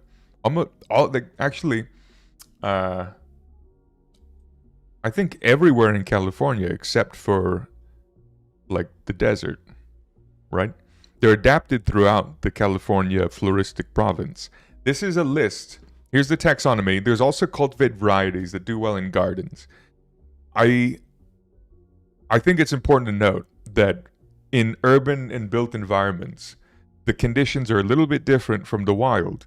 So we might have to take a wild plant and breed it a little bit until it gets an appropriate condition to survive in a garden. And that might be what we call a cultivated variety or a native var. Sometimes they're not the best because they might have reduced, beneficial qualities for wildlife, but they'll survive in the landscape. And additionally, they might be easier to propagate. Yeah, a lot of species. Look at that. And they're also quite specific. There's a few of them that are only from really tiny pockets. Like this particular Arctostaphylos manzanita is only from this area around this mountain. Isn't that crazy? So there's so many microclimates in California that this plant has evolved unique genetics for different microclimates that end up, we call them species. Beautiful stuff. If you're going to San Francisco. Dale, yeah. To me, some people might say, well, the redwood is the king of Californian plants. I think manzanita is the king of California plants. And ceanothus is the queen. I didn't spell it right. People call it California lilac. But ceanothus is the genus of these plants that are almost as abundant throughout California as the manzanitas. In landscapes, there's cultivated varieties that people often have. They tend to be more tolerant of garden conditions. My favorite is Dark Star. A lot of pigment, very deep hues. Dark green leaves. You love the smell of lilac? I had never really smelled lilac until recently. Yeah. It was quite charming. This plant also has an aroma. You have a little native on a pot on your porch. You love that little one. Nice. Yeah. The fascinating thing there, there's a lot of perspectives on population genetics of native plants, and it's important to recognize that gardens are constructed, built environments most of the time. Most people's suburban gardens will have unusual soils or backfill and stuff like that. So you need to have appropriate soil alterations or appropriately well-adapted species or selections. Victoria. Ceanothus thuriciflorus. Monrovia. I like Monrovia's websites. It's really clean and clear. They try and standardize pronunciation. I'm often saying it differently, but that's okay. And then they give good information about where it can grow in the United States. This one is native to California, but it can be grown in other places. It doesn't like clay soil. I know that. Anyway. Heavenly. Okay, Duskborn. Texas mountain laurel. This is a wonderful native plant from Texas. This one smells so beautifully of grape soda. I've only hit my truck once. I've only had an accident in my vehicle once. And it was because of this plant. Well, actually it was because of me. It's my fault. But this plant was what was hit. I had one in my driveway growing up as a kid. You can smell through the screen. Think of grape Fanta. Say it's May. It's May, and it's starting to warm up a little bit. And then you smell this for about 2 weeks, right? It smells like the color purple. Didn't we just talk about accountability? Yeah, I know. It was me. I am the one who hit it. Really, I will actually blame the society I live in because I was so sleep deprived. You have some in your yard? Really? Wait, baby kitty, do you live in Texas? This plant has hallucinogenic fruit. Is it related to iris? This one is related to beans, actually. It is super toxic. Yeah, it's super toxic. And some people would smoke it. These are the flowers. They're gorgeous. The native plant. This is a cool website. It looks really cool. Nativeplant.com. Guides. Fast-growing trees. Let's look at that. 15 native fast-growing trees. Native to where? North America? Birch. Native birches for North America. Okay. Interesting.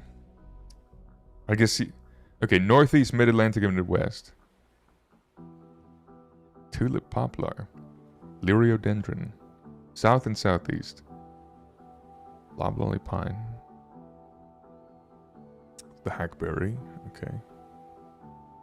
Yeah.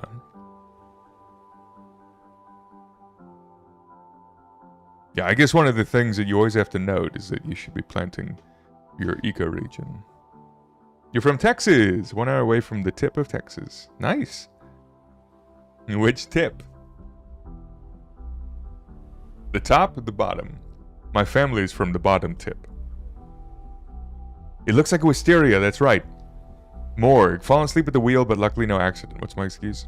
I was sleep deprived. I had been studying in high school, and I was in the driveway like this, and we had the tree right there, and my wheels, I turned all the wheels in one direction, so my car went like that and smacked it, and I had a big thing on the front, a big dent.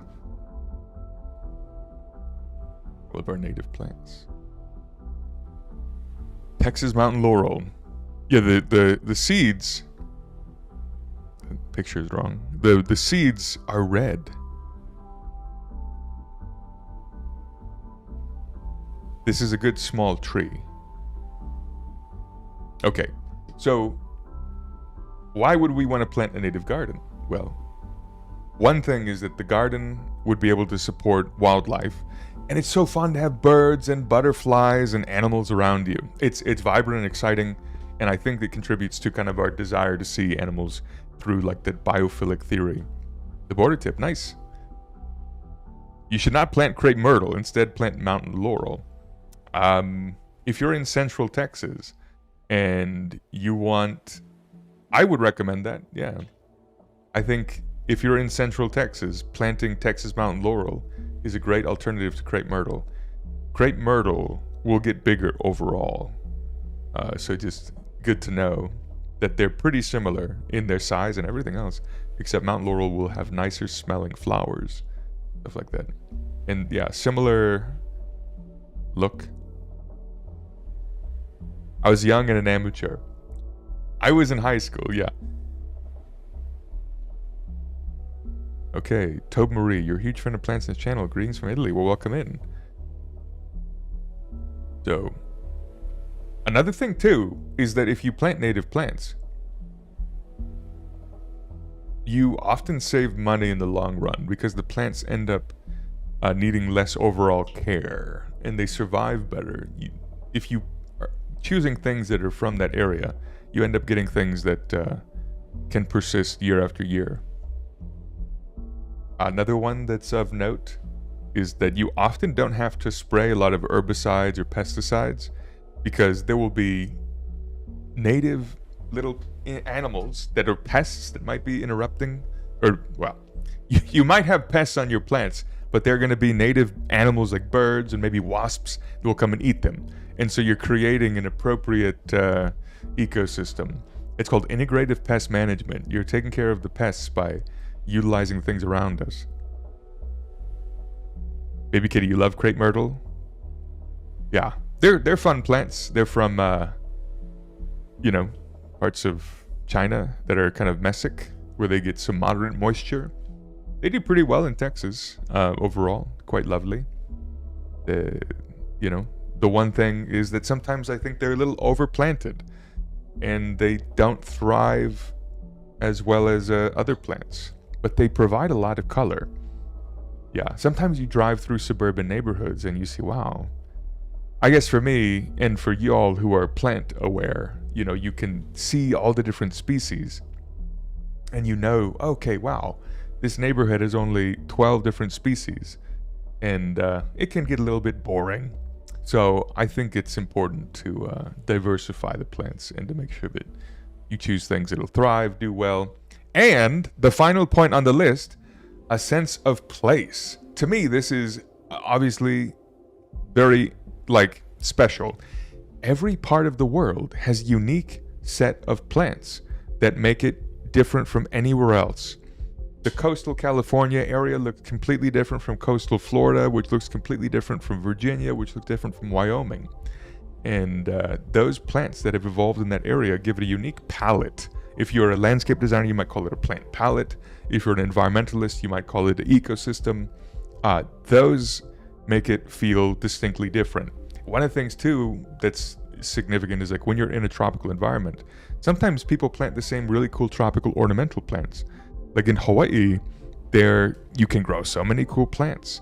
But how special it is to be somewhere and be like, I know that this is Hawaii because there's Hawaiian plants. There's the tree that only really lives on this island that's everywhere. There's this one bush that is along the coast that lives there. And so embracing the indigenous and native plants gives us a unique sense of place. And that helps us also appreciate the other things that are native to that area. Like in where I am right now, San Francisco area in the Bay, it's foggy. In August, people call it Fogust because it's foggy all of August. And it's hard to think, wow, this is like summer and all I see is gray and clouds. But it's important to try and embrace those kind of endemic forces and realize that this is a unique place in the world.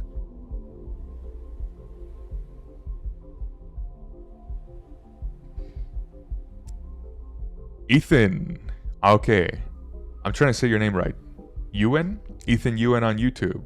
You found a Gulf fritillary caterpillar on your passion flower vine. Exciting. Those are so fun. The Gulf fritillaries, the little orange ones, they love to eat the passion flower. And the good thing is passion flower is extremely prolific. It's interesting to think as well, when you think about it, that a lot of butterflies choose vining plants to lay their eggs on. And there's probably a reason for that. One, it's probably safer because they're so, they sprawl and they're maybe not on the ground. They grow quickly so that there's always food. Yeah. Dale with the Aristolochia. I mean, there's exceptions like the fennel or the swallowtail and the milkweed, but I think those probably are biochemical reasons. Fogust is funny. Yeah, August is so foggy. And then in October, the sun comes out. Hosey May. Hua Hua Hua season. I don't know what that is. Troper, you made it to another stream. Yeah, multi-streaming on YouTube. The goal is to try and, connect with folks and use as many platforms as possible. We were trying to connect TikTok, but the interface is challenging because then I have to open up like 5 different things to do Twitch, YouTube, and TikTok. So we'll just stick with YouTube and Twitch for now. You had no idea passion flowers are native to North America. Yeah, some people call them invasive, but they're native. Yeah. A lot of people like, oh, they 10 because months. Oh, Thunderball, thanks for subscribing. Hello, lovely to see you. 10 months, I appreciate it. The background is cute. Of my room? Yeah. I'm hoping to move soon, and so I'm not trying to fill it up with too many plants, but slowly but surely more plants appear. My sandwich. I didn't finish my lunch. Switch in plants from invasive to vigorous. Yeah. So Dale, that's another thing too, is that people are like, oh, I think what people do is they'll erroneously describe native plants as invasive. Like, there's a lot of vines that are native that people are like, oh, it's invasive. Well, vigorous is a great way to put it. I like that a lot. Troopy. Okay. Very true about butterflies. Also, morning glories mix in with it. Jade vines. Have I seen the jade vines? No, I have not. I've seen them in pictures. And maybe? No, I've seen them in picture, never in the flesh. Schroeper. This guy on YouTube, the hybrids of passion flowers. Oh yeah. Passiflora. There is a whole society of passion flowers in California. Passiflora is the genus of passion flowers. And they produce fruits. So, the Bay Forager, you can follow them on social media. They made a video recently. I think it was this species. This one, Passiflora cerulea, is native to North America, but I don't think it's native to California. Have you had passion fruits? They're really tart, but those flowers look alien. Let's see. This is gonna be okay. Texas, Missouri, Illinois, Pennsylvania, American Southeast. Incarnata, that's the one I know. Let's start here.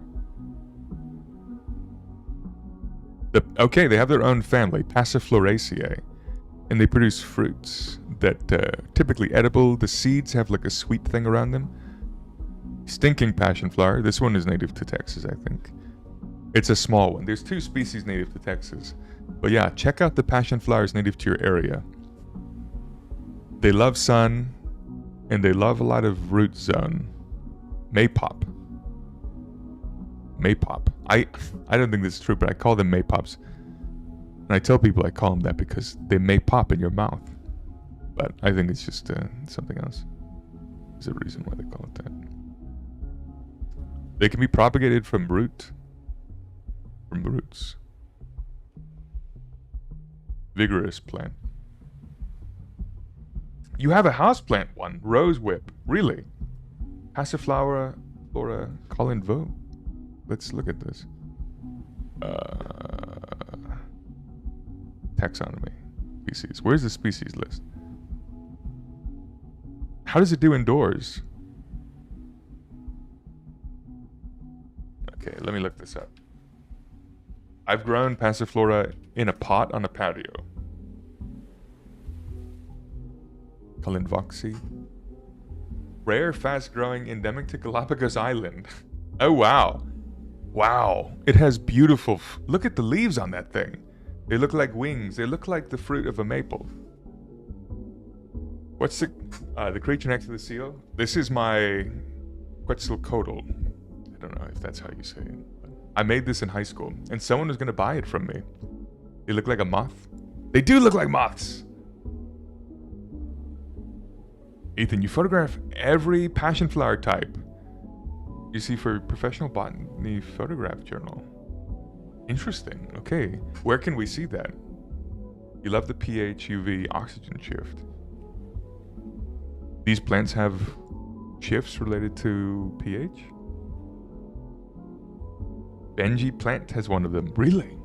Cool. Benji Plant. He's a fun account. If go check out their YouTube. Benji Plant.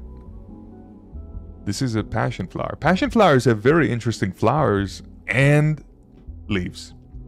The leaves are so unusual. I guess this does well in the shade. I want to see the growing conditions. Fast-growing endemic vine, bat-shaped leaves. Okay, that's a fun way to put it. The flowers smell like grape soda. Okay, they thrive in bright light. Warm indoor tropical conditions. Cute. Cool leaf. Oh, but this guy I made in high school, and I really like him. He's like the Aztec Quetzalcoatl. I like the little feather patterns. And he has a thing so I can mount them on the wall. Grape soda! Lucio Hernandez, yeah. I think for me it's always pretty... Rayquaza? Yes. For me, this is another plant that smells like grape soda. I always want to find houseplants that are very aromatic because I want to have a lot of fun smells that are indoor and seasonal. Maybe this will be one of them. Okay. Oh. Where were we? I lost it. Where was I? Okay, well. Maybe we'll find a pop on this site. So this is the Native Plant Society of Texas has a database. And like any good native plant society, there's no on topic. Yeah, there is no on topic. The color of Aztec art is so cute. I do agree.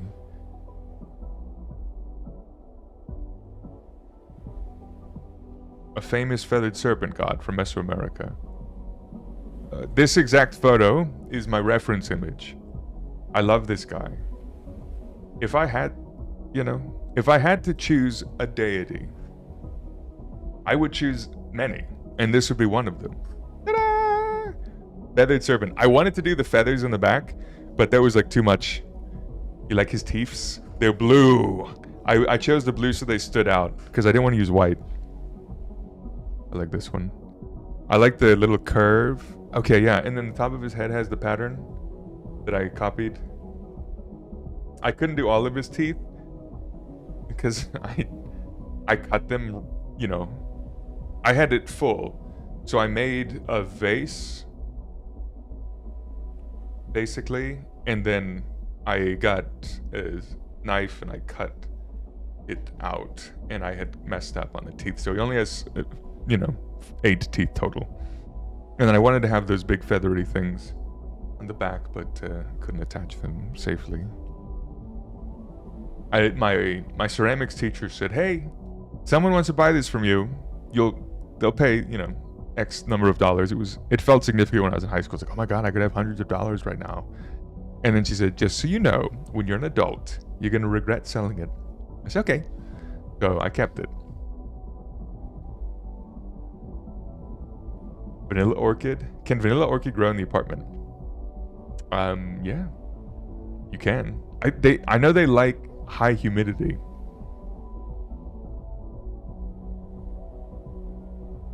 So you might not get fruits. I don't really know exactly.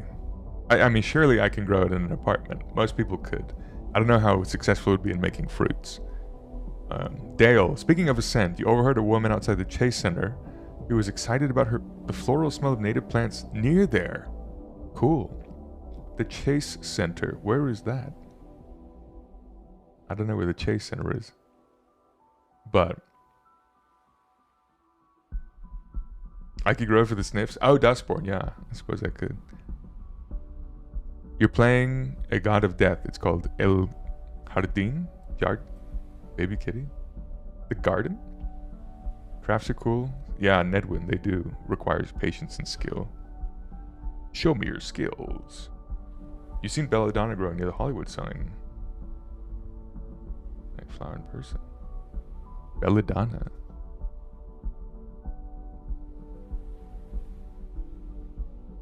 Atropha. Deadly nightshade. A lot of nightshades. Pretty nasty. Got a lot of compounds. If it has a little blackberry, it's probably not going to be good to eat. But yeah, fun. I could have made another one. This one took a good while to make, and I was quite happy with it. I also do like how the eyes are just my thumbs. I went like that and made the eyes with my thumbs. People saw the Quetzal bird and said that's a god. Rightfully. Roper, you love the smell of honeyvine milkweed.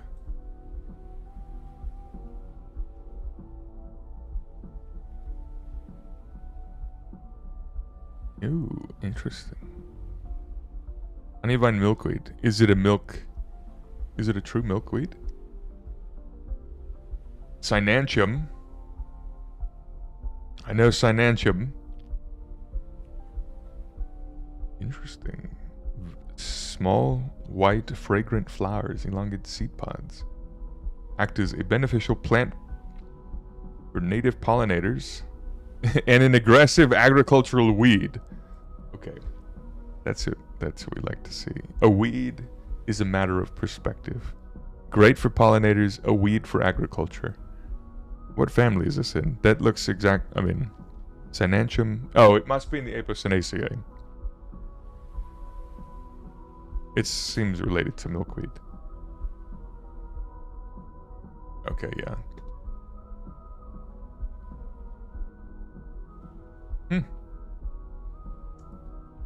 Interesting. Okay, this plant is not in the genus of milkweeds, but monarch butterflies still use it. Yeah. Why did the cereal blush? Because the milkweed? I don't think I get it. Nicotiana. Yeah, we love Nicotiana.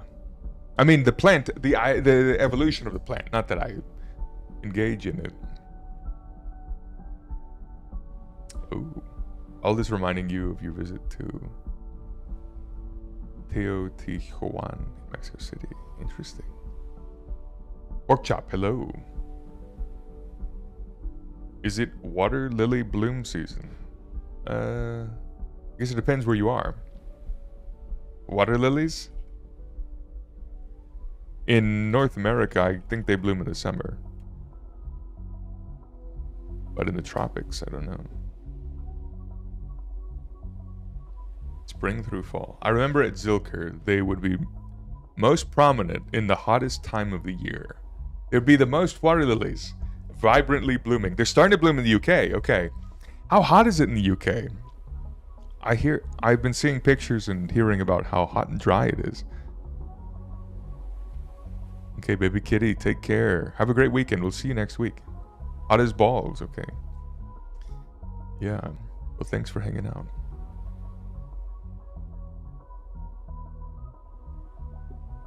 Nymphea odorata.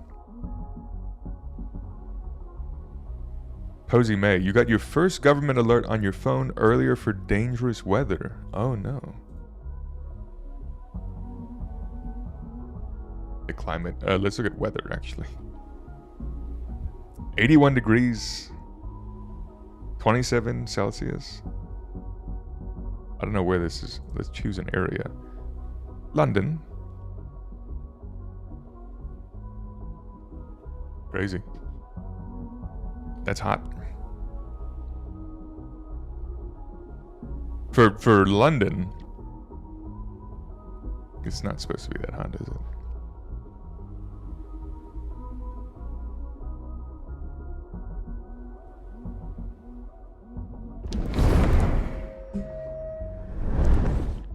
Your friends in Hawaii got a cruise, but it's delayed because of tropical storm brewing.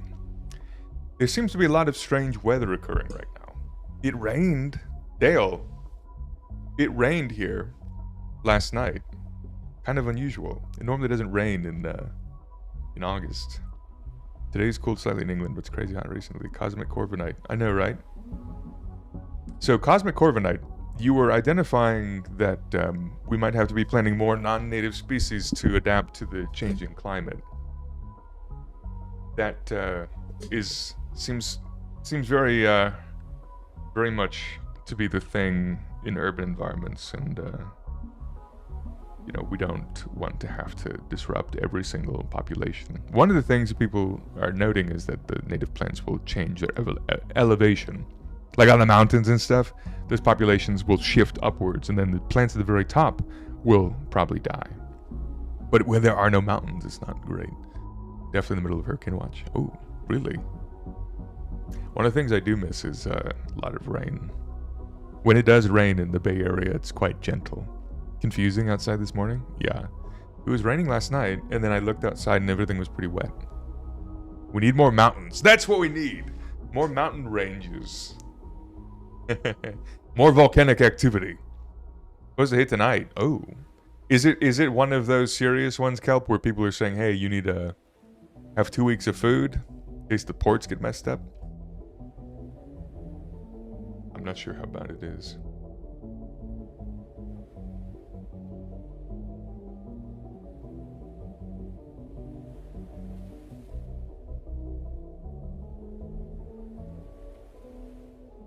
Okay.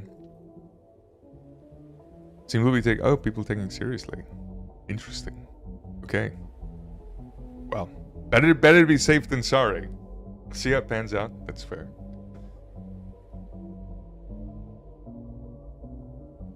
Okay, here it is. I forgot. So there's this page. This one is for Texas. This is the Native Plant Society of Texas. One of the things that you should always consider, and we've said it maybe 20 times already, but we'll say it again for people who jumped in. When we talk about native plants, we should be thinking of plants native to our ecoregion, which is like an ecological system. And this is a database of all the plants that are within the political boundaries of Texas. But if you live in Houston, you're not going to be planting something from El Paso, because Houston is a swamp and El Paso is a desert. So you go to the ecoregion.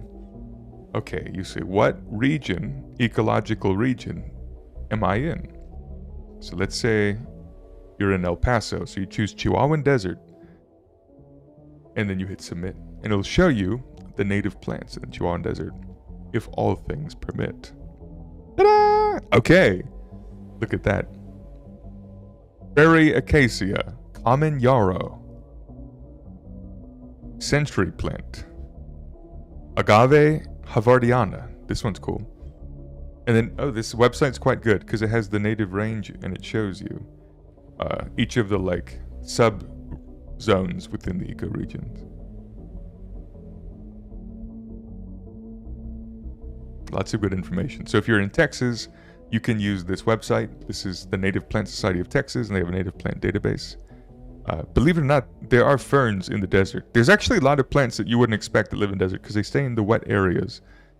They stay in the little arroyos and creek beds and places where it's constantly wet.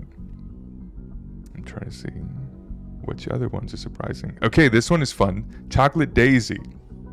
The chocolate daisy. Do you know this one? I think we need to be planting more of the chocolate daisy. Yeah, maidenhair ferns are so vast, Dale. It's quite unusual. Chocolate daisy is a little plant that in the mornings, when you go and smell the flower, it smells like chocolate. Isn't that so unusual? They do smell like chocolate. Chobani. Dale, they do. We had this one in Austin. It's native to the Edwards Plateau, but only the western part, and then a bunch of other zones. Little, like, sunflower relative. It's in the Asteraceae, so it has this head of flowers. Yeah, it has kind of glaucous leaves. Anyway, good website. I want to find one more fun one from the desert. Actually, let's change the ecoregion. Let's look at the prairies and marshes. Think. Green Monkey, hello, Brandon, welcome in. Wet deserts are a thing. I mean, you can have you can have areas in a desert that maintain more moisture. There's a plant from the desert called, let's see if we can find it actually on this database. Desert willow. Willow we find it? Who will know? Desert willow. Okay. I don't know if that was as successful as I thought. We'll type it in here. The desert willow. This thing lives in the deserts, but it has extremely deep roots, and the deep roots go like 50 feet down to access the water table. So they're one of the few desert plants that has somewhat large leaves. The leaves of this thing are narrow. They're kind of narrow leaves, but they have a pretty high surface area. They produce a ton of flowers. And their roots go and find water in the rhyadic zone. They're rhyadophytes. I don't remember the spelling. Bryophyte? Okay. Let's... Rhyadophyte?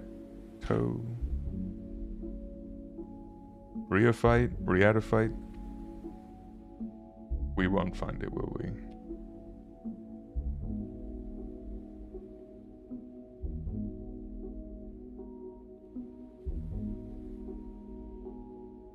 Rhyophyte? No, okay. Well, there's a lot of words in the world, and my brain isn't thinking of it right.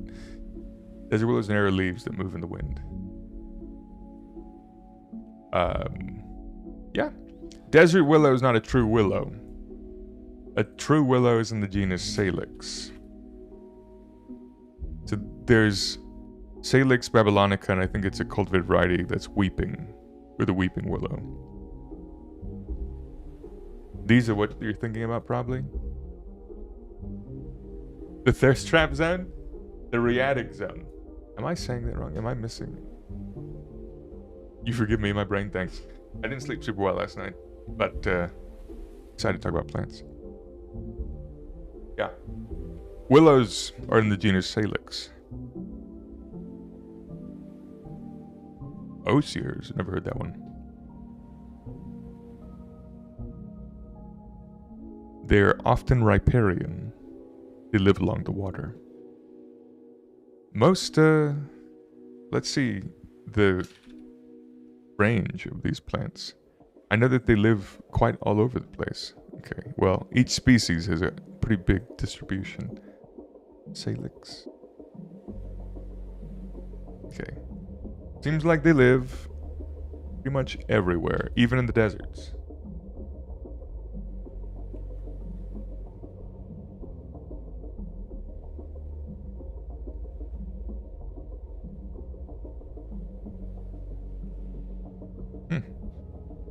More sleep deprivation. I know, right? It always gets you in the end. Well. The last thing that we'll end the stream with is this document.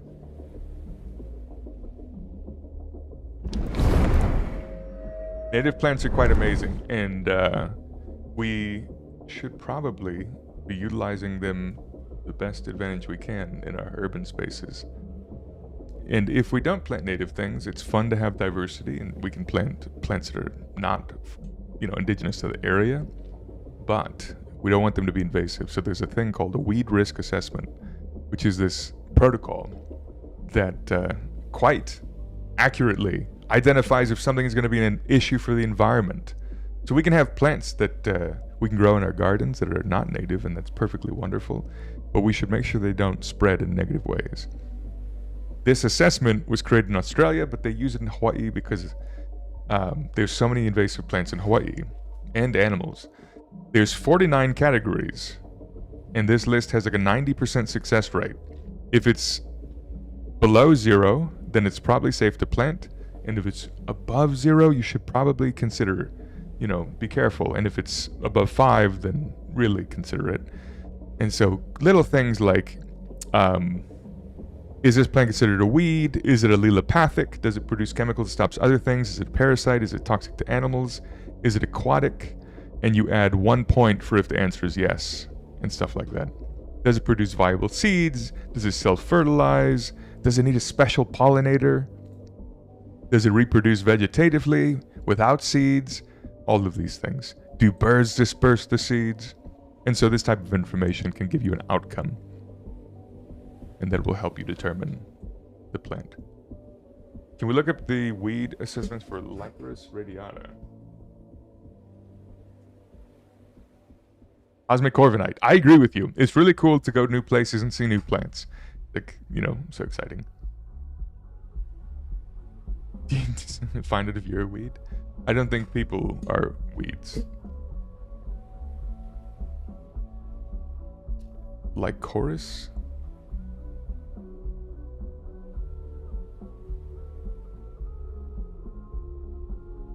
Oh, is this the weediness of this plant? Radiata, is this the red spider lily? Okay, I had downloaded it, the complete list. We had a complete list of invasive plants. Here we go. It might not be on here, because these are only ones that would be in Australia, I think. This particular list that I found. L. It's so small on your screen, probably. Lycium. No. Lycoris is not in here. But we'll look at this example. This particular one here is the Japanese climbing fern and has a 23, which means high risk. And an example of a low risk one is this, let's see, one plant we know. The cabbage tree, Cussonia, is low risk. This is in the grape family, Cussonia. Yeah, this thing is probably not going to become a weed because it has slow growing and specialized conditions for growth. So. Anyway, something to keep in mind if you're planting things that are not native, make sure they're not going to destroy the environment. All of those are invasive. These are not nearly robust enough to be invasive. The whole list are plants that they assessed, and some of them might be invasive, some of them might not be. Where's my other list? Here we go. So some of them say high and some of them say low. I zoom in.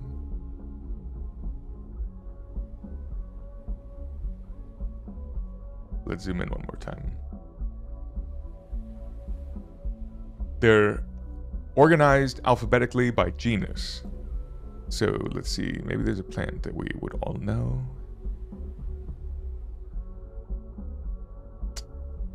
Zebra plant.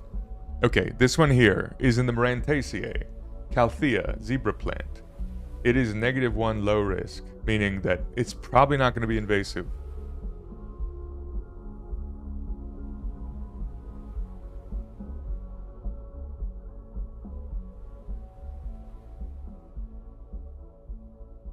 This one. This thing's probably not going to spread in the wild and become invasive, so things like that. Posy May, depending on how things spread, you keep things in a pot, right? Like bamboo? You could. Yeah, you could. Bamboo doesn't really do well in pots, unless it's a clumping bamboo. There's the rhizomatis that's super invasive, and there's the clumping one. And then it just sits like this and it kind of spreads. Yeah. Even, so sometimes if it's a potted plant, it might produce seeds that are invasive, or some type of little propagative unit. So that's a big thing too, that you gotta consider, is simply having it outside. Like cats. Having cats outside is quite horrible for the environment. So, don't let your cats outside. They'll kill the birds.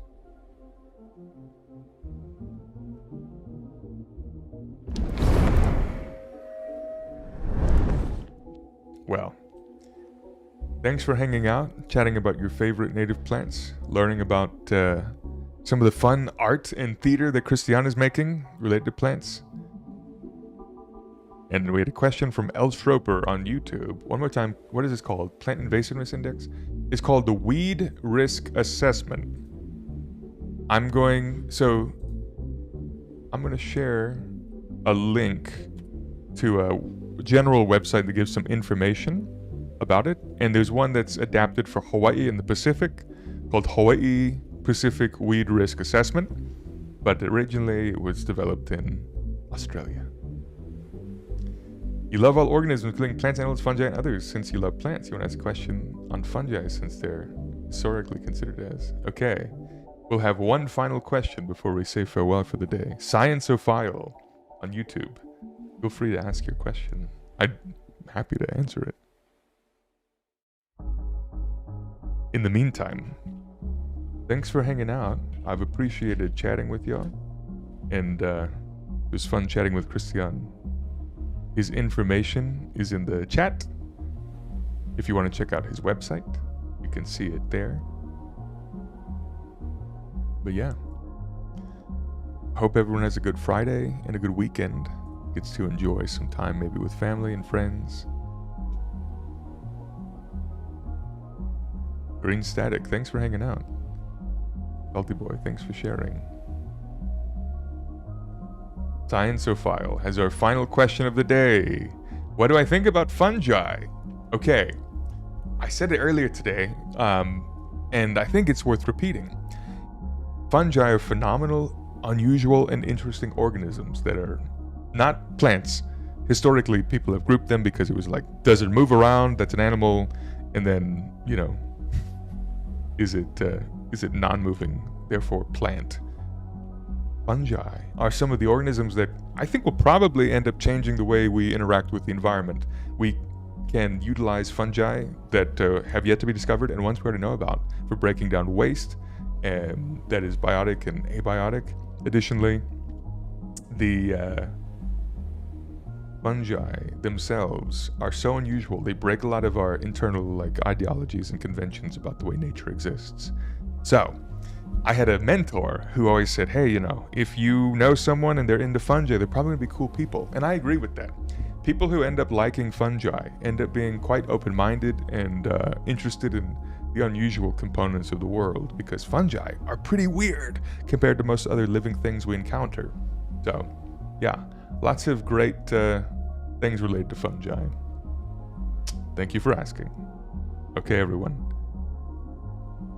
Well, take care, Lucy Goose Duskborn, Green Static, Camille, Salty Boy, Posey May, Troper, Octopi, Scienceophile, Sirely, Green Monkey. Have a good weekend. We'll see you next week. And, yeah, take care of yourself and take care of the people around you. Bye.